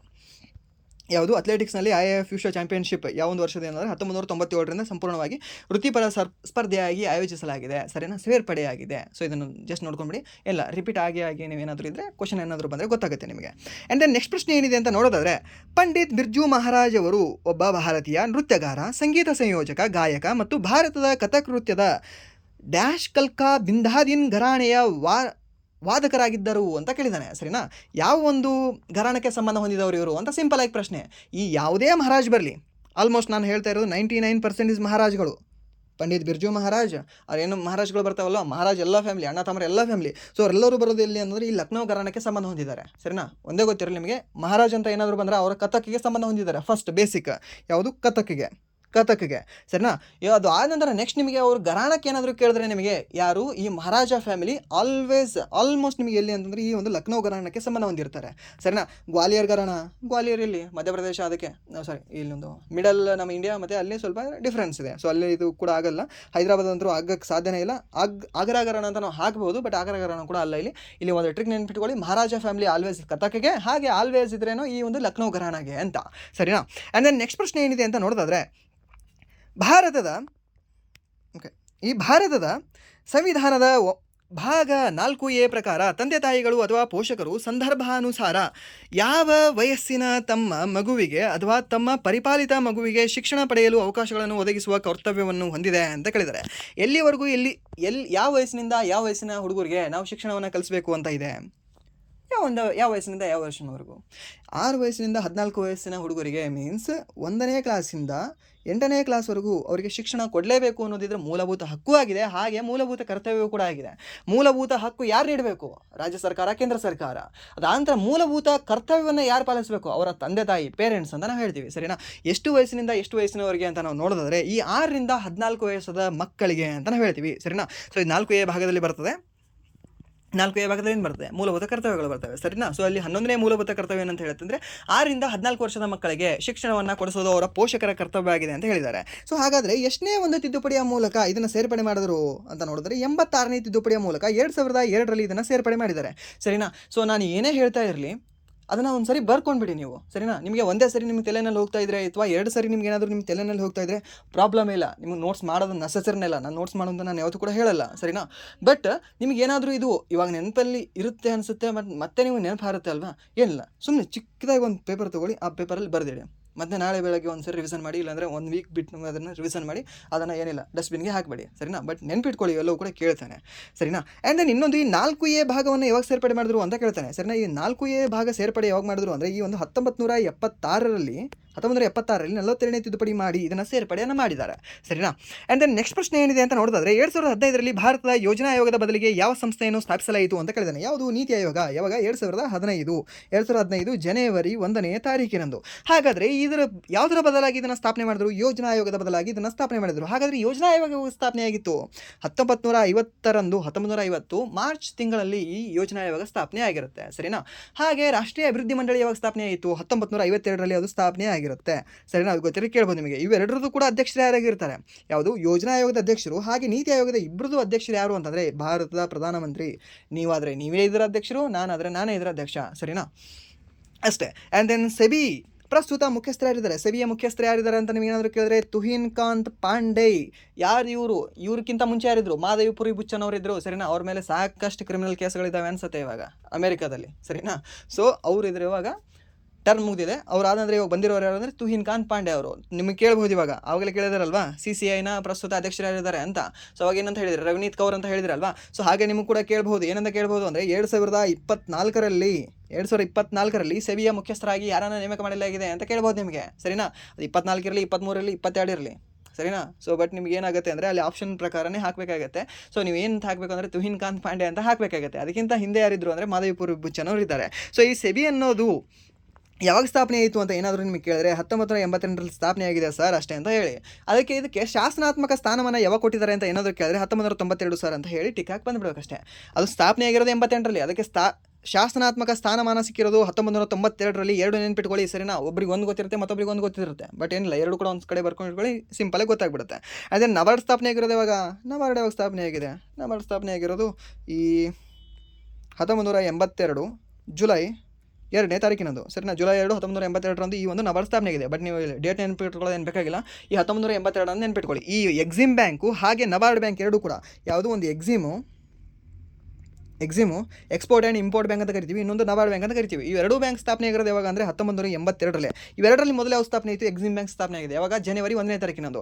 ಜುಲೈ ಅಂದು ಯಾವ್ದು ಸ್ಥಾಪನೆ ಆಗಿದೆ ಅಂದರೆ ನಬಾರ್ಡ್ ಸ್ಥಾಪನೆ ಆಗಿದೆ. ನೆನ್ಪಿಟ್ಕೊಳ್ಳಿ, ಕೇಳ್ಬೋದು ನಿಮಗೆ. ಇವಾಗ ಕಿಸಾನ್ ಕಾರ್ಡ್ ಎಲ್ಲ ಬರುತ್ತಲ್ವಾ, ನಿಮ್ಮ ತಂದೆ ತಾಯಿ ಯಾರಾದರೂ ಇರ್ಬೋದು ಕಿಸಾನ್ ಕಾರ್ಡ್. ಆ ಕಿಸಾನ್ ಕಾರ್ಡ್ನ ಪ್ರೊವೈಡ್ ಮಾಡೋರು ಯಾರು ಅಂದರೆ ಇವರೇ ಬಾಸ್, ಯಾರು? ನಬಾರ್ಡ್ ಅವರು, ಸರಿನಾ. ಈ ನಬಾರ್ಡ್ ಯಾರ ಅಂಡರಲ್ಲಿದೆ? RBI ಅಂಡರಲ್ಲಿದೆ, ಸರಿನಾ. ಡೈರೆಕ್ಟ್ ಆಗಿದ್ರೆ RBIನೇ ಕಂಟ್ರೋಲ್ ಮಾಡುತ್ತೆ ನಬಾರ್ಡ್ ಅವರಿಗೆ, ಸರಿನಾ. ಹಾಗಾದರೆ RBI ಯಾವಾಗ ಸ್ಥಾಪನೆ ಆಯಿತು? 1935ರಲ್ಲಿ ಸ್ಥಾಪನೆ ಆಗುತ್ತೆ. ಎಲ್ಲಿ ಸ್ಥಾಪನೆ ಆಗುತ್ತೆ? ಕಲ್ಕತ್ತಾದಲ್ಲಿ. ಅದರ ಪ್ರಸ್ತುತ ಕೇಂದ್ರ ಕಚೇರಿಯಲ್ಲಿದೆ ಮುಂಬೈಗೆ. ಹಾಗಾದರೆ ಕಲ್ಕತ್ತಾದಿಂದ ಮುಂಬೈಗೆ ಯಾವಾಗ ಬಂತು? 1937ರಲ್ಲಿ ಬಂತು. 35ರಿಂದ 37ರವರೆಗೂ 2 ವರ್ಷ ಇತ್ತು. ಮುಂದೆ ಇದ್ರೆ ಬಂದುಬಿಡ್ತೀವಿ, ಸರಿನಾ. ಯಾವುದು? RBI ಅನ್ನೋದು. ಅದಾದರೆ ನೆಕ್ಸ್ಟ್ ಪ್ರಶ್ನೆ ಏನಿದೆ ಅಂದರೆ 2023ರ ಮೇ ತಿಂಗಳಲ್ಲಿ ಭಯಮುಕ್ತ ರಾಜ್ಯಕ್ಕಾಗಿ ಯಾವ ರಾಜ್ಯದ ಮುಖ್ಯಮಂತ್ರಿಗೆ ಭಾರತ ರತ್ನ ಡಾಕ್ಟರ್ ಅಂಬೇಡ್ಕರ್ ಪ್ರಶಸ್ತಿಯನ್ನು ನೀಡಲಾಯಿತು ಅಂತ ಕೇಳಿದ್ದಾರೆ, ಸರಿನಾ. ಅಂಬೇಡ್ಕರ್ ಪ್ರಶಸ್ತಿ ಯಾರಿಗೆ ನೀಡಲಾಗಿದೆ ಅಂತ ಅಷ್ಟೇ, ಯಾರಿಗೆ? ಯೋಗಿ ಆದಿತ್ಯನಾಥ್ ಅವರಿಗೆ ನೀಡಿದ್ದಾರೆ, ಸರಿನಾ. ಯಾವುದು? ಅಂಬೇಡ್ಕರ್ ಪ್ರಶಸ್ತಿ. ಯಾವಾಗ? 2023ರಲ್ಲಿ. ಕೇರಳದ ಮುಖ್ಯಮಂತ್ರಿ ಯಾರಿದ್ದಾರೆ? ಪಿಣರಾಯಿ ವಿಜಯನ್ ಅವರು ಇದ್ದಾರೆ. ಅದಾಂದರೆ ಈ ನಿತೀಶ್ ಅನ್ನೋರು ಯಾವ ಒಂದು ರಾಜ್ಯದ ಮುಖ್ಯಮಂತ್ರಿ ಇದ್ದಾರೆ? ಬಿಹಾರ ರಾಜ್ಯದ ಮುಖ್ಯಮಂತ್ರಿ ಇದ್ದಾರೆ, ಸರಿನಾ. ಅದಾಂದರೆ ಹೇಮಂತ್ ಸೊರೇನ್ ಅವರು ಯಾವ ರಾಜ್ಯದ ಮುಖ್ಯಮಂತ್ರಿ ಇದ್ದಾರೆ? ಜಾರ್ಖಂಡ್ ರಾಜ್ಯದ ಮುಖ್ಯಮಂತ್ರಿ ಇದ್ದಾರೆ, ಸರಿನಾ. ಇದು ಕೇಳ್ತಾನೆ ನೆನಪಿಟ್ಕೊಳ್ಳಿ. ಆ್ಯಂಡ್ ದೆನ್ ಮಂಗಿಲಾಲನ್ ಅವರು ಈ ಒಂದು UP ರಾಜ್ಯದ ಪ್ರಸ್ತುತ ರಾಜ್ಯದ ಗವರ್ನರ್ ಕೂಡ ಆಗಿದ್ದಾರೆ. ಆ್ಯಂಡ್ ದೆನ್ ನೆಕ್ಸ್ಟ್ ಪ್ರಶ್ನೆ ಏನಿದೆ ಅಂದರೆ ಮೆಂಡಲೀವ್ ಅವರು ತಮ್ಮ ಕೆಲಸವನ್ನು ಪ್ರಾರಂಭಿಸಿದಾಗ ಆಗಿನ ಸಮಯದಲ್ಲಿ ಎಷ್ಟು ಧಾತುಗಳು ತಿಳಿದಿದ್ದವು ಅಂತ ಕೇಳಿದ್ದಾನೆ. ಎಷ್ಟಿದ್ದು ಧಾತು ಅಂತ ಅಂದರೆ 63 ಧಾತುಗಳು ಇದ್ವು. ಇದು ನಿಮಗೆ ಟಫ್ ಕ್ವಶನ್ ಇದು. ಬಟ್ ಪ್ರಸ್ತುತ ಏನಾದರೂ ಕೇಳಿದ್ರೆ ಅದು ಈಜಿ ಕ್ವಶನ್. ಎಷ್ಟಿದೆ ಅಂದರೆ 118 ಪ್ರಸ್ತುತ ಧಾತುಗಳಿದ್ದಾವೆ, ಸರಿನಾ. ನ್ಯೂ ಪೆರಿಯೋಡಿಕ್ ಟೇಬಲಲ್ಲಿ ಎಷ್ಟು ಧಾತುಗಳು ಕಂಡುಬರ್ತವೆ ಅಂತ ಕೇಳಿದ್ರೆ ನಿಮಗೆ ಈ 118 ಧಾತುಗಳು ಕಂಡುಬರ್ತವೆ ನಿಮಗೆ. ಟೋಟಲಿ 4 ಬ್ಲಾಕ್ಗಳು ಕಂಡುಬರ್ತವೆ, ಸರಿನಾ. ಅದು ಕೂಡ ನಿಮ್ಗೆ ಗೊತ್ತಿರಲಿ. ಯಾವುದು? S block, P block, D block ಮತ್ತು F ಬ್ಲಾಕ್, ಸರಿನಾ. ಸೊ ಗೊತ್ತಿರಲಿ ಇದು ಯಾವುದು? DF ಬ್ಲಾಕು, ಅಲ್ಲಿ SP ಬ್ಲಾಕ್. ಟೋಟಲಿ 18 ಗ್ರೂಪ್ಗಳಿದ್ದಾವೆ, ಹಾಗೆ 7 ಪೀರಿಯಡ್ಸ್ಗಳಿದ್ದಾವೆ, ಸರಿನಾ. ಇಷ್ಟು ಗೊತ್ತಿರಲಿ, ಅದು ಕೂಡ ಕೇಳ್ತಾನೆ ನಿಮಗೆ. ಆ್ಯಂಡ್ ನೆಕ್ಸ್ಟ್ ಪ್ರಶ್ನೆ ಏನಿದೆ ಅಂದರೆ ಭಾರತದ ಅತ್ಯುನ್ನತ ನಾಗರಿಕ ಗೌರವವಾದ ಭಾರತ ರತ್ನವನ್ನು ಪಡೆದ ಮೊದಲ ಗಾಯಕ ಯಾರು ಅಂತ ಕೇಳಿದ್ದಾರೆ. ಯಾರು? MS ಸುಬ್ಬಲಕ್ಷ್ಮಿ, ಸರಿನಾ. MTV ಸುಬ್ಬಲಕ್ಷ್ಮಿ. ಸೊ ಯಾರು? MS ಸುಬ್ಬಲಕ್ಷ್ಮಿ. ಯಾವಾಗ ನೀಡಿದ್ದಾರೆ ಇವರಿಗೆ? 1998ರಲ್ಲಿ ಇವರಿಗೆ ನೀಡಿದ್ದಾರೆ, ಸರಿನಾ. MS ಸುಬ್ಬಲಕ್ಷ್ಮಿ ಅವರು 1998ರಲ್ಲಿ ಮೊಟ್ಟ ಮೊದಲ ಬಾರಿಗೆ ಭಾರತ ರತ್ನವನ್ನು ಪಡೆದುಕೊಂಡಿರ್ತಕ್ಕಂತಹ ಗಾಯಕಿಯಾಗಿದ್ದಾರೆ, ಸರಿನಾ. ಯಾರು? MS ಸುಬ್ಬಲಕ್ಷ್ಮಿ ಅನ್ನೋರು. ಜಾಕಿರ್ ಹುಸೇನ್ ಅವರು AR ರೆಹಮಾನ್ ಕೊಟ್ಟೇ ಇಲ್ಲ. ಜಾಕಿರ್ ಹುಸೇನ್ ಇಲ್ಲ, ಸರಿನಾ. ಜಾಕಿರ್ ಹುಸೇನ್ ಕೊಟ್ಟಿದ್ದಾರೆ. ಇದರ ನೆಕ್ಸ್ಟ್ ಪ್ರಶ್ನೆ ಏನಿದೆ ಅಂದರೆ, ನಿರ್ದಿಷ್ಟ ಸಮಯದಲ್ಲಿ ಒಂದು ದೇಶದಲ್ಲಿನ ಎಲ್ಲ ವ್ಯಕ್ತಿಗಳ ಅಥವಾ ಒಂದು ದೇಶದಲ್ಲಿನ ಸುಶಿಷ್ಟಪಡಿಸಿದ ಭಾಗದಲ್ಲಿ ಜನಸಂಖ್ಯಾಶಾಸ್ತ್ರದ ಆರ್ಥಿಕ ಮತ್ತು ಸಾಮಾಜಿಕ ದತ್ತಾಂಶಗಳನ್ನು ಸಂಗ್ರಹಿಸುವ, ಸಂಕಲಿಸುವ, ವಿಶ್ಲೇಷಿಸುವ ಮತ್ತು ಪ್ರಸರಣ ಮಾಡುವ ಒಟ್ಟು ಪ್ರತಿಕ್ರಿಯೆಯೇ ಜನಗಣತಿಯಾಗಿದೆ. ಅಷ್ಟೇ. ಜನಗಣತಿ ಮೇಲೆ 2 ಕ್ವಶನ್ ಕೇಳಿದಾನೆ ಇಲ್ಲಿ. ಸರಿನಾ, ಇಲ್ಲೆಲ್ಲ ಸ್ಟೇಟ್ಮೆಂಟ್ ಮೇಲೆ ಕೇಳಿದಾನೆ, ಈ ಫಸ್ಟ್ ಶಿಫ್ಟ್ ಇದೆ ಅಂತ. ಇದು ಸರಿ ಏನಾಗಿದೆ, ಜನಗಣತಿ ಆಗಿದೆ. ಆ್ಯಂಡ್ ದೆನ್ ನೆಕ್ಸ್ಟ್ ಪ್ರಶ್ನೆ ಏನಿದೆ ಅಂದರೆ, ಡಿಜಿಟಲ್ ವಾಣಿಜ್ಯಕ್ಕಾಗಿ ಮುಕ್ತ network, open network for digital commerce ONDC ಎಂಬುದು ಯಾರ ಉಪಕ್ರಮವಾಗಿದೆ ಅಂತ ಕೇಳಿದ್ದಾನೆ. ONDC ಯಾರ ಉಪಕ್ರಮವಾಗಿದೆ? ಯಾವುದು? Open network for digital commerce. ಏನಿದೆ? ವಾಣಿಜ್ಯ ಅಂತ ಇದೆ. ಎಲ್ಲಾದರೂ ಇಲ್ಲಿ ವಾಣಿಜ್ಯ ಅಂತ ಇದೆಯಾ? ವಾಣಿಜ್ಯ ಅಂದರೆ ಏನು? ವ್ಯಾಪಾರ, ಬಿಸ್ನೆಸ್ ಅಲ್ವಾ? ವಾಣಿಜ್ಯ ಅಂತ ಏನಾದರೂ ಇದೆಯಾ? ಇಲ್ಲ. ವಾಣಿಜ್ಯ ಅಂತ ಏನಾದರೂ ಇದೆಯಾ? ಇಲ್ಲ. ಇಲ್ಲಿದೆಯಾ? ಇಲ್ಲ. ಸೊ ಇಲ್ಲೇನಿದೆ? ವಾಣಿಜ್ಯ ಅಂತ ಇದೆ, ವ್ಯಾಪಾರ ಅಂತ ಇದೆ. ಸೊ ಇಲ್ಲಿ ಆಪ್ಷನ್ ಬಿ ಇದಕ್ಕೆ ಸರಿಯಾದ ಉತ್ತರ ಆಗುತ್ತೆ. ಕೆಲವೊಂದು ಹೀಗೆ ಹಾಕಬೇಕಾಗುತ್ತೆ, ನೀವು ಎಲ್ಲವೂ ಕೂಡ ಓದ್ಕೊಂಡು ಹೋಗೋಕ್ಕಾಗಲ್ಲ. ಸರಿನಾ? ಸೊ ರೀಸೆಂಟಾಗಿ ಮೊನ್ನೆ ಯಾವುದು GOI ಪೋರ್ಟಲ್ನ ಯಾರು ಸ್ಥಾಪನೆ ಮಾಡಿದ್ರು? NSSO ಸ್ಥಾಪನೆ ಮಾಡಿದ್ದಾರೆ. ಸೊ ಅದೆಲ್ಲವೂ ಕೂಡ ನೀವು ರಟ ಹೊಡ್ಕೊಂಡು ಹೋಗಬೇಕು, ಇಲ್ಲಾಂದರೆ ಏನು ಬಿಟ್ಕೊಂಡು ಹೋಗಬೇಕು, ಮೆಮರೈಸ್ ಮಾಡ್ಕೊಂಡು ಹೋಗಬೇಕು ನಿಮ್ಮ ಒಂದು ಸ್ಟ್ಯಾಂಡರ್ಡ್ ಭಾಷೆಯಲ್ಲಿ. ಸರಿನಾ? ಬಟ್ ಅದನ್ನು ಕೆಲವೊಂದು ಲಿಂಕ್ ಮಾಡ್ಕೊಂಡು ಇಟ್ಕೊಂಡು ಹೋಗೋದಾದರೆ ಅದನ್ನು ಲಿಂಕ್ ಮಾಡ್ಕೊಂಡು ಇಟ್ಕೊಂಡು ನಾವು ಹೋಗ್ಬೋದು. ಸರಿನಾ? ಇಲ್ಲಿ ಯಾವುದಾಗುತ್ತೆ ಅಂದರೆ, ONDCನ ಪೋರ್ಟಲ್ನ ತಂದವರು ಯಾರು ಅಂತ ನೋಡಿದರೆ ಕೈಗಾರಿಕಾ ಮತ್ತು ಆಂತರಿಕ ವ್ಯಾಪಾರ ಉತ್ತೇಜನ ಇಲಾಖೆ. ಸರಿನಾ? ಆ್ಯಂಡ್ ದೆನ್ ನೆಕ್ಸ್ಟ್ ಪ್ರಶ್ನೆ ಏನಿದೆ ಅಂತ ನೋಡಿದರೆ, ನ್ಯಾಯಾಧೀಶರನ್ನು ತೆಗೆದುಹಾಕುವ ಪ್ರತಿಕ್ರಿಯೆಗೆ ಸಂಬಂಧಿಸಿದಂತೆ ಈ ಕೆಳಗೆ ನೀಡಿದ ಹೇಳಿಕೆಯನ್ನು ಪೂರ್ಣಗೊಳಿಸಿ ಅಂತ ಕೇಳಿದ್ದಾನೆ. ನ್ಯಾಯಾಧೀಶರನ್ನು ತೆಗೆದುಹಾಕುವ ವಿಧಾನವನ್ನು ನಿಗದಿ ಮಾಡಿದ್ದಾರೆ ಸರ್, ಮಾಡಿದ್ದಾರೆ. ಆ್ಯಂಡ್ ದೆನ್ ನ್ಯಾಯಾಧೀಶರನ್ನು ತೆಗೆದು ಹಾಕಬಹುದು. ಇವಾಗ ಯಾರನ್ನೇ ವರಾಳೆ ಅಲ್ವಾ, ಅಲಹಾಬಾದ್ ಕೋರ್ಟಿನ ಪ್ರಸ್ತುತ ನ್ಯಾಯಮೂರ್ತಿ, ತನ್ನ ಮನೆಯಲ್ಲಿ ದುಡ್ಡೆಲ್ಲವೂ ಸಿಕ್ತು, ಫುಲ್ ಕ್ರೈಮ್ ಮಾಡಿದವನು, ನ್ಯಾಯವಾದಿ ಮನೆಯಲ್ಲಿ ಅನ್ಯಾಯ ನಡೆದಿದೆ. ಸರಿನಾ? ಅವನ ಮನೆಯಲ್ಲಿ ನಡೆದಿದೆ, ಅವನೇ ಅನ್ಯಾಯ ಮಾಡ್ತಿದ್ದಾನೆ. ಸರಿನಾ? ನ್ಯಾಯವಾದಿ ಅಲ್ಲ, ಅನ್ಯಾಯವಾದಿ. ಸರಿನಾ? ಸೊ ಅವನನ್ನು ತೆಗೆದು ಹಾಕಬೇಕು ಅಂತ ಪ್ರಸ್ತುತ ಈ ಒಂದು ಸಂಸತ್ತು ಏನಿದೆ ಅಂದರೆ ಮಂಡಿಸ್ತಾ ಇದೆ. ಅವನನ್ನು ತೆಗೆದು ಹಾಕಬೇಕು, ಎಲ್ಲರೂ ಸೈನ್ ಮಾಡ್ರಿ ಗುರು ಅಂತ. ಸರಿನಾ? ಸೊ ಮೀನ್ಸ್ ಅವ್ರದ್ದೊಂದು ವಿಧಾನ ನಿಗದಿಪಡಿಸಿದ್ದಾರೆ. ಎಲ್ಲಿ? ಈ ಒಂದು ನಮ್ಮ ಶಾಸನದಲ್ಲಿ. ಸರಿನಾ? ಆ್ಯಂಡ್ ದೆನ್ ಉಚ್ಚ ನ್ಯಾಯಾಲಯದ ನ್ಯಾಯಾಧೀಶರನ್ನು ತೆಗೆದುಹಾಕುವ ವಿಧಾನವಷ್ಟೇ ನಿಗದಿಪಡಿಸಿದೆ. ಇಲ್ಲಲ್ಲ ಸರ್, ಉಚ್ಚ ನ್ಯಾಯಾಲಯದಲ್ಲ, ಅವ್ರೇನಾದರೂ ಸುಪ್ರೀಂ ಕೋರ್ಟ್ ಇದ್ದರೂ ಕೂಡ ಅವರನ್ನು ತೆಗೆದು ಹಾಕ್ಬೋದು. ತಪ್ಪು ಮಾಡಿದವ್ರು ಎಲ್ಲರೂ ಕೂಡ ತೆಗೆದು ಹಾಕಬೇಕು ಅಂತ ಅಮೆರಿಕ ಸಂವಿಧಾನ ಹೇಳುತ್ತೆ. ಸೊ ಅದಕ್ಕೆ ಅಮೆರಿಕ ಸಂವಿಧಾನದಿಂದ ನಾವು ಕೂಡ ಇಲ್ಲಿ ಎರವಲು ಪಡ್ಕೊಂಡು ಬಂದಿದ್ದೀವಿ. ಆ್ಯಂಡ್ ದೆನ್ ನ್ಯಾಯಾಧೀಶರ ಪದಚ್ಯುತಿಗೆ ತುಂಬ ನಮ್ಯವಾದ ವಿಧಾನವನ್ನು ನಿಗದಿಪಡಿದೆ. ತುಂಬ ನಮ್ಯವಾದ ಇಲ್ಲ, ತುಂಬ ಕಠಿಣವಾದ ಒಂದು ವಿಧಾನವಿದೆ. ಸರಿನಾ? ಸೊ ಅದಕ್ಕೆ ಎಲ್ಲರೂ ಕೂಡ ಸೈನ್ ಬೇಕಾಗಿದೆ. ಸೊ ಅದಕ್ಕೆ ಅದನ್ನೆಲ್ಲವೂ ಕೂಡ ಮಾಡ್ತಾ ಇದ್ದಾರೆ. ಯಾರೋ ಅವ್ರ ಹೆಸರು ವರಾಳೆ ಅಂತ. ಸೊ ಅವರನ್ನು ಇವಾಗ ತೆಗೆದು ಹಾಕ್ತಾರೆ ನೋಡಿ. ಸ್ವಲ್ಪ ನ್ಯೂಸ್ ನೋಡ್ಕೊಳ್ಳಿ ಅದರ ಬಗ್ಗೆ. ಆ್ಯಂಡ್ ದೆನ್ ನೆಕ್ಸ್ಟ್ ಪ್ರಶ್ನೆ ಏನಿದೆ ಅಂದರೆ, ಬ್ಯಾಡ್ಮಿಂಟನ್ ಆಟಕ್ಕೆ ಸಂಬಂಧಿಸಿದಂತೆ ಈ ಕೆಳಗಿನ ಯಾವ ಹೇಳಿಕೆಯು ಸರಿಯಾಗಿದೆ ಅಂತ ಕೇಳಿದ್ದಾನೆ. ಯಾವುದು ಬ್ಯಾಡ್ಮಿಂಟನ್ ಆಟಕ್ಕೆ ಸರಿಯಾದ ಹೇಳಿಕೆ? ಬ್ಯಾಡ್ಮಿಂಟನ್ ಆಟದ ಆರಂಭದಲ್ಲಿ ಮತ್ತು ಸ್ಕೋರ್ ಸಮಾನವಾಗಿದ್ದಾಗ ಸರ್ವ್ ಮಾಡುವ ಆಟಗಾರನು ಎಡಗಡೆಯ ಸರ್ವಿಸ್ ಅಂಕಣದಿಂದ ಸರ್ವ್ ಮಾಡ್ತಾನೆ. ಎಡಗಡೆ ಅಂದರೆ ಇಲ್ಲಿ, ಅವರಿಗೆ ಅಂದರೆ ಇಲ್ಲಿಂದ ಸರ್ವ್ ಮಾಡ್ತಾರೆ ಅಂತೆ. ಇಲ್ಲಲ್ಲ, ಇಲ್ಲಿ ನಿಂತು ಸರ್ವ್ ಮಾಡು, ಇಲ್ಲಿ ನಿಂತು ಸರ್ವ್ ಮಾಡು, ಇಲ್ಲಿ ನಿಂತು ಸರ್ವ್ ಮಾಡು, ಹೊರಗೆ ನಿಂತು ಸರ್ವ್ ಮಾಡು. ಸರಿನಾ? ಒಟ್ಟಿನಲ್ಲಿ ಸರ್ವ್ ಮಾಡಬೇಕಷ್ಟೇ. ಯಾವುದು? ಈ ಒಂದು ಬ್ಯಾಡ್ಮಿಂಟನ್ ಆಟದ ಒಂದು ಸಮ ಸ್ಕೋರ್ ಇದ್ದಾಗ ಅಥವಾ ಯಾವುದೋ ಒಂದು ಸ್ಕೋರ್ ಇದ್ದಾಗ. ಸರಿನಾ? ಒಟ್ಟಿನಲ್ಲಿ ಲೆಫ್ಟ್ ಹ್ಯಾಂಡ್ ನಿಲ್ಲಬೇಕು ಅಂತ ಇಲ್ಲ. ಸರಿನಾ? ಗೊತ್ತಿರಲಿ ನಿಮಗೆ. ಅದಾದರೆ ಸರ್ವರ್ ಮತ್ತು ರಿಸೀವರ್ ಯಾವಾಗಲೂ ಎದುರುಗಡೆಯ ಸರ್ವಿಸ್ ಅಂಗಣದಲ್ಲಿ ನಿಲ್ಲುತ್ತಾರೆ ಮತ್ತು ಒಂದೇ ಬದಿಯಲ್ಲಿ ನಿಲ್ಲುತ್ತಾರೆ ಅಂತೆ. ಇವಾಗ ಏನಾದರೂ ಒಬ್ಬ ವ್ಯಕ್ತಿ ಇಲ್ಲಿಂದ ಸರ್ವ್ ಮಾಡ್ತಾ ಇದ್ದಾನೆ ಅಂದರೆ ಅವ್ನು ಅಪೋಸಿಟ್ ಅವನು ಇಲ್ಲೇ ನಿಲ್ಲಬೇಕು ಅಂತೆ. ಇಲ್ಲ, ಇಲ್ಲಿ ಕೂಡ ನಿಲ್ಬೋದು. ನೀವು ಬ್ಯಾಡ್ಮಿಂಟನ್ ನೋಡಿದರೆ ಎಲ್ಲ ಕೂಡ ನಿಲ್ತಾರೆ ಅವರು. ಸರಿನಾ? ಸೊ ಆ ರೀತಿ ಏನು ಕೂಡ ರೂಲ್ಸ್ ಇಲ್ಲ. ಸೊ ಇಲ್ಲಿ ಯಾವುದೂ ಕೂಡ ಇದ್ರೂ ಸರಿ ಇಲ್ಲ. ಆಪ್ಷನ್ ಹೇಳಿಕೆ 1 ಮತ್ತು ಹೇಳಿಕೆ 2 ಎರಡೂ ಕೂಡ ಇಲ್ಲಿ ಸರಿ ಇಲ್ಲ. ಸರಿನಾ? ಗೊತ್ತಿರಲಿ ನಿಮಗೆ. ಈ ಬ್ಯಾಡ್ಮಿಂಟನ್ಗೆ ಯಾವ ಕಪ್ಗಳು ಹೇಳಿದ್ದೆ ನಿಮಗೆ ಆಲ್ರೆಡಿ, ಆವಾಗಲೇ ಹೇಳಿದ್ದಲ್ಲ. ಯಾವುದು? ಒಂದು ಊಬರ್ ಕಪ್, ಇನ್ನೊಂದು ಥಾಮಸ್ ಕಪ್ ಅನ್ನೋದು. ಸರಿನಾ? ಆ್ಯಂಡ್ ನೆಕ್ಸ್ಟ್ ಪ್ರಶ್ನೆ ಏನಿದೆ ಅಂದರೆ 19ನೇ ಪ್ರಶ್ನೆ. 2018ರಲ್ಲಿ ಒಡಿಸ್ಸಿ ನೃತ್ಯಕ್ಕಾಗಿ ಸಂಗೀತ ನಾಟಕ ಅಕಾಡೆಮಿ ಪ್ರಶಸ್ತಿಯನ್ನು ಗೆದ್ದ ಭಾರತೀಯ ನರ್ತಕಿ ಯಾರು? ಸರ್ ಏನು ಸರ್ 2018ರದು? ಇದೇ ನೋಡಿ ಸರ್. ಕೆಲವೊಂದು ಕ್ವಶನ್ ಹೇಗೆ ಅಂದರೆ ಭಾಳ ಹಳೇದು ಕೇಳಿಬಿಟ್ಟಿರ್ತಾನೆ. ಸೊ ಇಲ್ಲಿ ಕೂಡ ನಾವು ಕೆಲವೊಂದು ಟ್ರಿಕ್ಗಳನ್ನ ಯೂಸ್ ಮಾಡ್ಬೋದು. ಏನು ಗೊತ್ತಾ? ಸೊ ಇಲ್ಲಿ ಏಲಂ ಇಂದಿರಾದೇವಿ ಅನ್ನೋರು ಯಾವ ಒಂದು ನೃತ್ಯಕ್ಕೆ ಸಂಬಂಧ ಹೊಂದಿದ್ದಾರೆ? ಮಣಿಪುರಿ ನೃತ್ಯಕ್ಕೆ ಸಂಬಂಧ ಹೊಂದಿದ್ದಾರೆ. ನಿಮಗೆ ಗೊತ್ತಿಲ್ಲ ಅಂದರೆ ನೆನ್ಪಿಟ್ಕೊಳ್ಳಿ, ಯಾಕಂದರೆ ಇವ್ರ ಕ್ವಶನ್ ನಿಮಗೆ ಸಾಕಷ್ಟು ಕೇಳಿರಲ್ಲ. ಯಾವುದು? ಏಲಂ ಇಂದಿರಾದೇವನವರು ಯಾವ ಒಂದು ನೃತ್ಯಕ್ಕೆ ಸಂಬಂಧ ಹೊಂದಿದ್ದಾರೆ? ಮಣಿಪುರ ನೃತ್ಯಕ್ಕೆ. ಅಖಂ ಲಕ್ಷ್ಮೀ ದೇವರು ಯಾವ ನೃತ್ಯಕ್ಕೆ ಸಂಬಂಧ ಹೊಂದಿದ್ದಾರೆ? ಇದೇ ಮಣಿಪುರ ನೃತ್ಯಕ್ಕೆ. ಸೊ ಇಲ್ಲಿ ಉಳಿದವರು ಯಾರು? ಅರುಣಾ ಮೊಹಂತಿ ಮತ್ತು ಸ್ವರೂಪ್ ಸೇನ್ ಅವರು. ಸರಿನಾ? ಸೊ ಅರುಣಾ ಮೊಹಂತಿ ಮತ್ತು ಸ್ವರೂಪ್ ಸೇನ್ ಅವರು ಇಬ್ಬರೂ ಕೂಡ ಸಂಬಂಧ ಹೊಂದಿರೋದು ಇದೇ ಒಂದು ಒಡಿಸ್ಸಿ ನೃತ್ಯಕ್ಕೆ. ಸರಿನಾ? ಒಡಿಸ್ಸಿ ನೃತ್ಯಕ್ಕೆ ಸಂಬಂಧ ಹೊಂದಿದ್ದಾರೆ. ಬಟ್ 2018ರಲ್ಲಿ ಈ ಒಂದು ಸಂಗೀತ ನಾಟಕ ಅಕಾಡೆಮಿ ಪ್ರಶಸ್ತಿ ತೊಗೊಂಡವರು ಯಾರು ಅಂದರೆ ಸ್ವರೂಪ್ ಸೇನ್ ಅವರು. ಸರಿನಾ? ಇದು ಕ್ವಶನ್ ನಿಮಗೆ ಇಲ್ಲಿ ಇದನ್ನು ಗೆಸ್ ಮಾಡಿ ಹಾಕಿದ್ರೆ ಓಕೆ, ಟಿಕ್ ಆಯಿತು ಅಂದರೆ ಓಕೆ, 1 ಮಾರ್ಕ್ಸ್ ಬರುತ್ತೆ, 2 ಮಾರ್ಕ್ಸ್ ಬರುತ್ತೆ. ಹೋಯಿತು ಅಂದರೆ 1.25 ಮಾರ್ಕ್ಸ್ ಹೋಗುತ್ತೆ. ಸರಿನಾ? ಬಟ್ ಇಲ್ಲಿ ಈ ಥರ ಕ್ವಶನ್ ಏನು ಅಂದರೆ, ನಿಮಗೆ ಒಂದು 2 ಗೊತ್ತಿದ್ರೆ ಮತ್ತೊಂದು 2 ಮೇಲೆ ನೀವು ರಿಸ್ಕ್ನ ತೊಗೊಳ್ಳಿ. ಸರಿನಾ? ಈ ಥರ ಏಲಂ ಇಂದಿರಾದೇವಿ ಅನ್ನೋರು ನಿಮಗೆ ಮಣಿಪುರಿ ಅನ್ನೋದು ಗೊತ್ತಿತ್ತಾ? ಓಕೆ. ಅಖಂ ಲಕ್ಷ್ಮೀ ದೇವಿ ಅನ್ನೋರು ಮಣಿಪುರಿ ಅಂತ ಗೊತ್ತಿತ್ತಾ? ಅಥವಾ ಬೇರೆ ಯಾವುದಾದ್ರು ಇದೆ ಅಂತ ಗೊತ್ತಿತ್ತಾ? ಲೈಕ್ ಈ ಒಡಿಸ್ಸಿ ಬಿಟ್ಟು ಬೇರೆ ಯಾವುದಾದ್ರು ಇದೆ ಅಂತ ನಿಮ್ಗೆ ಗೊತ್ತಿತ್ತಾ? ಓಕೆ. ಇಲ್ಲಿ 2ರಲ್ಲಿ ನೀವು ಸ್ವಲ್ಪ ರಿಸ್ಕ್ನ ತೊಗೊಂಡು ಹಾಕಿ. ಸರಿನಾ? ಚೆನ್ನಾಗಿದ್ದರೆ ರೈಟ್ ಆಗಿರುತ್ತೆ, ಇಲ್ಲಾಂದರೆ 0.25 ಮಾರ್ಕ್ಸ್ ಹೋಗಿರುತ್ತೆ ಸ್ವಲ್ಪ. ಬಟ್ ಏನು ಅಂತಂದರೆ ನಿಮಗೆ ಏನೂ ಗೊತ್ತೇ ಇರಲಿಲ್ಲ ಅಥವಾ 3 ಗೊತ್ತಿರಲಿಲ್ಲ ಅಂತ ಹಾಗಾಗಿ ಹೋಗಲೇಬೇಡಿ. ಸರಿನಾ? ಸುಮ್ಮನೆ ನೆಗೆಟಿವ್ ಬಂದುಬಿಡುತ್ತೆ. ಅಲ್ಲಿ ರಿಸ್ಕ್ ಇದ್ರೇನು ಹೇಗೆ ಅಂದರೆ ನೆಗೆಟಿವ್ ನಮಗೆ ಇದನ್ನು ತೊಗೊಳಕ್ಕಾಗಲ್ಲ. ಸೊ ಅದಕ್ಕೆ ಸೊ ಅಲ್ಲಿ ಯಾರು ಅಂತಂದರೆ ಈ ಒಂದು ಅರುಣ್ ಮೊಹಾಂತಿ ಅನ್ನೋರು ಮತ್ತು ಈ ಒಂದು ಸ್ವರೂಪ್ ಸೇನ್ ಅವರು ಇಬ್ಬರು ಕೂಡ ಈ ಒಂದು ಒಡಿಸ್ಸಿ ನೃತ್ಯಕ್ಕೆ ಸಂಬಂಧ ಹೊಂದಿದ್ದಾರೆ. ಹಾಗೆ ಇಲ್ಲಿ ಏಲಮ್ಮ ಇಂದ್ರಾದೇವಿ ಅನ್ನೋರು ಮತ್ತು ಈ ಒಂದು ಅಕಮ್ ಲಕ್ಷ್ಮೀ ದೇವಿ ಅನ್ನೋರು ಎದಕ್ಕೆ ಸಂಬಂಧ ಹೊಂದಿದ್ದಾರೆ ಅಂದರೆ ಮಣಿಪುರಿ ನೃತ್ಯಕ್ಕೆ ಸಂಬಂಧ ಹೊಂದಿದ್ದಾರೆ. ಸರಿನಾ? ಜವರೇ ದೇವಿ ಅನ್ನೋರು ಅವರು ಮಣಿಪುರ ನೃತ್ಯಕ್ಕೆ ಸಂಬಂಧ ಹೊಂದಿದ್ದಾರೆ. ಗುರು ಬಿಪಿನ್ ಚಂದ್ರ ಅನ್ನೋರು ಕೂಡ ನಿಮಗೆ ಮಣಿಪುರ ನೃತ್ಯಕ್ಕೆ ಸಂಬಂಧ ಹೊಂದಿದ್ದಾರೆ. ಹಾಗೆ ರೀಸೆಂಟಾಗಿ ಡೆತ್ ಆದವರು ಯಾರು? ಸೂರ್ಯದೇವಿ. ನೆನ್ಪಿಟ್ಕೊಳ್ಳಿ, ಇವ್ರ ಕ್ವಶನ್ ನಿಮಗೆ ಸಾಕಷ್ಟು ಬರ್ತಾವೆ ನೋಡಿ ಇವ್ರ ಹೆಸರು ಮೇಲೆ. ಯಾರು? ಸೂರ್ಯದೇವಿಯವ್ರ ಹೆಸರು ಮೇಲೆ. ಸೂರ್ಯದೇವಿಯವ್ರ ಹೆಸರು ಮೇಲೆ ಫಿಕ್ಸ್ ಕ್ವಶನ್ ಬಂದೇ ಬರುತ್ತೆ. ನಿಮ್ಮ ಯಾವ ಶಿಫ್ಟಲ್ಲಿ ಬರುತ್ತೆ ಅಂತ ಗೊತ್ತಿಲ್ಲ, ಬಟ್ ನಿಮ್ಮ ಯಾವುದಾದ್ರೂ ಒಂದು 4-5 ಶಿಫ್ಟಲ್ಲಿ ಈ ಕ್ವಶನ್ ಬಂದೇ ಬರುತ್ತೆ ನಿಮಗೆ. ಯಾವುದು? ಸೂರ್ಯದೇವಿ ಯಾವ ಒಂದು ನೃತ್ಯಕ್ಕೆ ಸಂಬಂಧ ಹೊಂದಿದ್ದಾರೆ ಅಂತ. ಯಾಕಂದರೆ 2024ರಲ್ಲಿ ಡೆತ್ ಆಗಿದ್ದಾರೆ ಅವರು. 2025ರಲ್ಲಿ ಡೆತ್ ಆಗಿದ್ದಾರೆ ಅವರು. ಸೊ ಡೆತ್ ಆದವ್ರ ಮೇಲೆ ಪ್ರಶ್ನೆ ಕೇಳ್ತಾನೆ. ಇವ್ರ ಬಗ್ಗೆ ನೋಡ್ಕೊಳ್ಳಿ, ಯಾರು? ಸೂರ್ಯದೇವರ ಬಗ್ಗೆ. ಸರಿನಾ? ಸೊ ಇವರಿಗೆ 2007ರಲ್ಲಿ ಒಂದು ಪ್ರಶಸ್ತಿ ಸಿಕ್ಕಿದೆ. 2003ರಲ್ಲಿ, ಅದಾಂತರ ಇನ್ನೊಂದು 1969ರಲ್ಲಿ ಒಂದು ಪ್ರಶಸ್ತಿ ಸಿಕ್ಕಿದೆ. ಬಟ್ ಯಾವ ಪ್ರಶಸ್ತಿ ಅಂತ ನೀವೇ ನೋಡ್ಕೊಳ್ಳಿ. ಸರಿನಾ? ಬಟ್ ಇವರು ಮಣಿಪುರ ನೃತ್ಯಕ್ಕೆ ಸಂಬಂಧ ಹೊಂದಿದ್ದಾರೆ. ಹಾಗೆ ಈ ಒಂದು ಕ್ಲಾಸಿನ ಕೊನೆಯ ಪ್ರಶ್ನೆ ಏನು ಅಂತ ನೋಡಿದ್ರೆ, ಹಿಂದೂಗಳ ಹಬ್ಬವಾದ ದೀಪಾವಳಿಯನ್ನು ಹೋಲುವ ಬರಶ್ ಹಬ್ಬವನ್ನು ಈ ಕೆಳಗಿನ ಯಾವ ಬುಡಕಟ್ಟು ಜನಾಂಗದವರು ಆಚರಿಸುತ್ತಾರೆ ಅಂತ. ಬರಶ್ ಎಲ್ಲಿ ಆಚರಣೆ ಮಾಡ್ತಾರೆ ರೀ? ನನಗೆ ಟ್ರೈಬ್ ಬೇಡ, ಬಟ್ ಎಲ್ಲಿ ಆಚರಣೆ ಮಾಡ್ತಾರೆ ಅನ್ನೋದು ಮೊದಲು ಗೊತ್ತಿದ್ರೆ ಸಾಕಲ್ಲ. ಎಲ್ಲಿ ಆಚರಣೆ ಮಾಡ್ತಾರೆ? ಒಂದು ಮಹಾರಾಷ್ಟ್ರದಲ್ಲಿ, ಇನ್ನೊಂದು ಗುಜರಾತಲ್ಲಿ ಆಚರಣೆ ಮಾಡ್ತಾರೆ. ಓದಿದ್ರಲ್ವಾ ಇದನ್ನು? ಯಾವುದು? ಬರಶ್ ಹಬ್ಬವನ್ನು ಯಾವೊಂದು ರಾಜ್ಯದಲ್ಲಿ ಆಚರಣೆ ಮಾಡ್ತಾರೆ ಅಂದರೆ ಈ ಒಂದು ಮಹಾರಾಷ್ಟ್ರ ಮತ್ತು ಗುಜರಾತ್. ಗೊತ್ತಿಲ್ಲ ಅಂದರೆ ತಿಳ್ಕೊಳ್ಳಿ, ಏನು ಪ್ರಾಬ್ಲಮ್ ಇಲ್ಲ. ಸರಿನಾ? ಮಹಾರಾಷ್ಟ್ರ ಮತ್ತು ಗುಜರಾತಲ್ಲಿ ಆಚರಣೆ ಮಾಡ್ತಾರೆ. ಸೊ ಇಲ್ಲಿ ಮಹಾರಾಷ್ಟ್ರ ಮತ್ತು ಗುಜರಾತಲ್ಲಿ ಇರ್ತಕ್ಕಂಥ ಒಂದು ಟ್ರೈಬ್ ಯಾವ್ಯಾವ ಮುಂಡಾ ಇದೆಯಾ? ಜಾರ್ಖಂಡಲ್ಲಿ ಯಾರು ಇರ್ತಾರೆ? ಮತ್ತು ಸಂತಾಲ ಅಲ್ಲಿ ಜಾರ್ಖಂಡ್ ಮತ್ತು ಈ ಒಂದು ಛೋಟಾ ನಾಗಪುರ ಪ್ರಸ್ಥಭೂಮಿಯಲ್ಲಿ ಸಂತಾಲದವರು ಇದ್ದಾರೆ, ಲೈಕ್ ಒಡಿಸಿ. ಸರಿನಾ? ದೆನ್ ಗೊಂಡಾ ಬಿಲ್ ಅವರು ಎಲ್ಲ ಕಡೆ ಕೂಡ ಕಂಡು ಬರ್ತಾರೆ. ಲೈಕ್ ಇವಾಗ ಗುಜರಾತಲ್ಲೂ ಕಂಡು ಬರ್ತಾರೆ, ಮಹಾರಾಷ್ಟ್ರದಲ್ಲೂ ಕಂಡು ಬರ್ತಾರೆ, ನಮ್ಮ ಕರ್ನಾಟಕದಲ್ಲೂ ಇದ್ದಾರೆ, ಉತ್ತರ ಕನ್ನಡ ಜಿಲ್ಲೆಯಲ್ಲಿ, ಹಾಗೆ ಮಧ್ಯಪ್ರದೇಶದಲ್ಲೂ ಇದ್ದಾರೆ, ಛತ್ತೀಸ್ಗಢದಲ್ಲೂ ಇದ್ದಾರೆ, ಇವನ್ ಜಾರ್ಖಂಡದಲ್ಲಿ ಕೂಡ ಇದ್ದಾರೆ. ಸರಿನಾ? ಬಟ್ ಗೊಂಡಾ ಏನಿದಾರಲ್ವಾ, ಸೊ ಇವರು ಮಧ್ಯಪ್ರದೇಶ, ಗುಜರಾತ್, ಮಹಾರಾಷ್ಟ್ರದಲ್ಲಿ ಜಾಸ್ತಿ ಕಂಡು ಬರ್ತಾರೆ. ಸೊ ಇಲ್ಲಿ ಏನಾಗಿದೆ ಅಂತ ನೋಡಿದ್ರೆ ಈ ವರ್ಲಿ ಮತ್ತು ಕೊಕನಾನವರು. ಸೊ ಇಲ್ಲಿ ನಿಮಗೆ ಕನ್ಫ್ಯೂಷನ್ ಆಗ್ತದೆ. ಬಟ್ ಇಲ್ಲಿ ಎಕ್ಸಾಕ್ಟಾಗಿ ಈ ಒಂದು ಮಹಾರಾಷ್ಟ್ರ ರಾಜ್ಯಕ್ಕೆ ಮತ್ತು ಈ ಗುಜರಾತ್ ರಾಜ್ಯಕ್ಕೆ ಸಂಬಂಧ ಹೊಂದಿದ ಟ್ರೈಬ್ ಅಂತ ನಾವು ಹೇಳ್ತೀವಿ, ವರ್ಲಿ ಅಂತ ಹೇಳ್ತೀವಲ್ವಾ. ಸೊ ಆ ವರ್ಲಿ ಮತ್ತು ಕೋಕನಾ ಟ್ರೈಬ್ ಅವರು ಈ ಒಂದು ಬರಾಶ್ ಹಬ್ಬವನ್ನು ಆಚರಣೆ ಮಾಡ್ತಾರೆ. ಸರಿನಾ? ಯಾವುದು? ಬರಾಶ್ ಹಬ್ಬವನ್ನು ಆಚರಣೆ ಮಾಡೋರು ಯಾರು ಅಂದರೆ ಈ ಒಂದು ವರ್ಲಿ ಮತ್ತು ಕೋಕನಾನವರು ಟ್ರೈಬ್ದವರು. ನೆನ್ಪಿಟ್ಕೊಳ್ಳಿ, ಈ ರೀತಿಯ ಪ್ರಶ್ನೆಗಳು ಬರ್ತವೆ. ಯಾವ ಟ್ರೈಬ್ದವರು ಯಾವ ಒಂದು ಹಬ್ಬವನ್ನು ಆಚರಣೆ ಮಾಡ್ತಾರೆ ಅಂತ. ಸೊ ಅದನ್ನು ಸ್ವಲ್ಪ ನೋಡ್ಕೊಳ್ಳಿ. ಸರಿನಾ? ಸೊ ಇದಾಗಿತ್ತು ಇಲ್ಲಿವರೆಗೆ SSC GD ಹಳೆಯ ಪ್ರಶ್ನೆ ಪತ್ರಿಕೆಯ ಅನಲೈಸಿಸ್. ಸೊ ಇಲ್ಲಿವರೆಗೂ ವಿಡಿಯೋ ನೋಡೋದಕ್ಕಾಗಿ ಫಸ್ಟ್ ಆಫ್ ಆಲ್ ಧನ್ಯವಾದಗಳು. ಹಾಗೆ ಇಲ್ಲಿವರೆಗೂ ವಿಡಿಯೋ ನೋಡಿ ಏನಾದರೂ ನಿಮಗೆ ವಿಡಿಯೋ ಇಷ್ಟ ಆಗಿದ್ರೆ ಪ್ಲೀಸ್ ವಿಡಿಯೋನ ಲೈಕ್ ಮಾಡಿ, ಸಬ್ಸ್ಕ್ರೈಬ್ ಮಾಡಿ. ಇಫ್ ನಿಮಗೆ ವಿಡಿಯೋ ಇಷ್ಟ ಆಗಿಲ್ಲ ಅಂದರೆ ಸೊ ಆಬ್ವಿಯಸ್ಲಿ ಡಿಸ್ಲೈಕ್ ಮಾಡಿ ಅಂತ ಹೇಳ್ತಾ, ಹಾಗೆ ಇನ್ನೊಂದು ಏನು ಅಂದರೆ ಕಂಟಿನ್ಯೂ ಆಗಿ ಇರಿ ನನ್ನ ಜೊತೆ. ಲೈಕ್ ನಿಮ್ಮ ಎಕ್ಸಾಮ್ ಆಗೋವರೆಗೂ ಅಲ್ಲಿವರೆಗೂ ನನ್ನ ಜೊತೆ ಇರಿ. ನಿಮ್ಗೆ ನಿಜವಾಗ್ಲೂ ಹೇಳ್ತಿದ್ದೀನಿ, ನಾನು ಏನಿಲ್ಲ ಅಂದರೂ ಈ 20 ಕ್ವಶನಲ್ಲಿ ನಿಮಗೆ 17 ಕ್ವಶನ್ ರೈಟ್ ಮಾಡೋದು ಜವಾಬ್ದಾರಿ ನಾನು ತೊಗೊಳ್ತೀನಿ ಅನಿಸುತ್ತೆ. ಸರಿನಾ? ಕೆಲವೊಂದು ಶಿಫ್ಟಲ್ಲಿ ಇದ್ರೆ ಟಫ್ ಬರುತ್ತೆ, ಓಕೆ, ಅಲ್ಲಿ ಯಾರು ಕೂಡ ಏನು ಮಾಡೋಕ್ಕಾಗಲ್ಲ.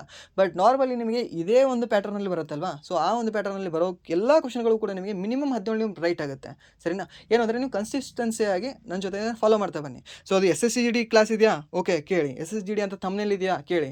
RPF ಅಂತ ತಮ್ನೇಲ್ ಇದೆಯಾ? ಓಕೆ ಕೇಳಿ. ಒಟ್ಟು RRB ಅಂತ ಇದೆಯಾ? ತಮ್ನೇಲ್ ಇದೆಯಾ? ಕೇಳಿ. ಸರಿನಾ? ಸೊ ಆ್ಯಂಡ್ ದೆನ್ ಮತ್ತೆ SSC MTS ಇಲ್ಲ ಅಂತಂದರೆ ಬೇರೆ CHSL CGL ಅಂತ ಏನಾದರೂ ತಮ್ನೇಲ್ ಇದೆಯಾ? ಒಟ್ಟಿನಲ್ಲಿ ಅದು GK ಇದೆಯಾ? ಕೇಳಿ. ಸರಿನಾ? ಸೊ ಏನು ಅಂತಂದರೆ ಕಂಟಿನ್ಯೂ ಆಗಿ ನನ್ನ ಜೊತೆ ನೀವು ಫಾಲೋ ಮಾಡ್ತಾ ಬನ್ನಿ. ಸೊ ಸ್ಪೆಷಲಿ ಏನಂದರೆ SSC GD ಅಂತ ಯಾವುದೇ ತಮ್ನೇಲ್ ಇದ್ದರೂ ಕೂಡ ಅದನ್ನು ಮಿಸ್ ಮಾಡಬೇಡಿ. ಸೊ ಇದರಲ್ಲಿ ನಿಮಗೆ ಖಂಡಿತವಾಗ್ಲೂ ನಿಮಗೆ ಯೂಸ್ಫುಲ್ ಆಗಿರೋಂಥ ನಾನು ಹೇಳಿರ್ತೀನಿ. ಯಾವತ್ತೂ ಕೂಡ ನಿಮಗೆ ಟೈಮ್ ವೇಸ್ಟ್ ಮಾಡೋದು ನಾನು ಮಾಡೋದಿಲ್ಲ, ಅದನ್ನು ನಂದು ನೇಚರ್ ಕೂಡ ಅಲ್ಲ. ಸರಿನಾ? ಸೊ ಇಷ್ಟು ಹೇಳ್ತಾ ವಿಡಿಯೋನ ಇಲ್ಲಿಗೆ ಏನು ಮಾಡ್ತಾ ಇದ್ದೀನಿ. Once again thank you so much.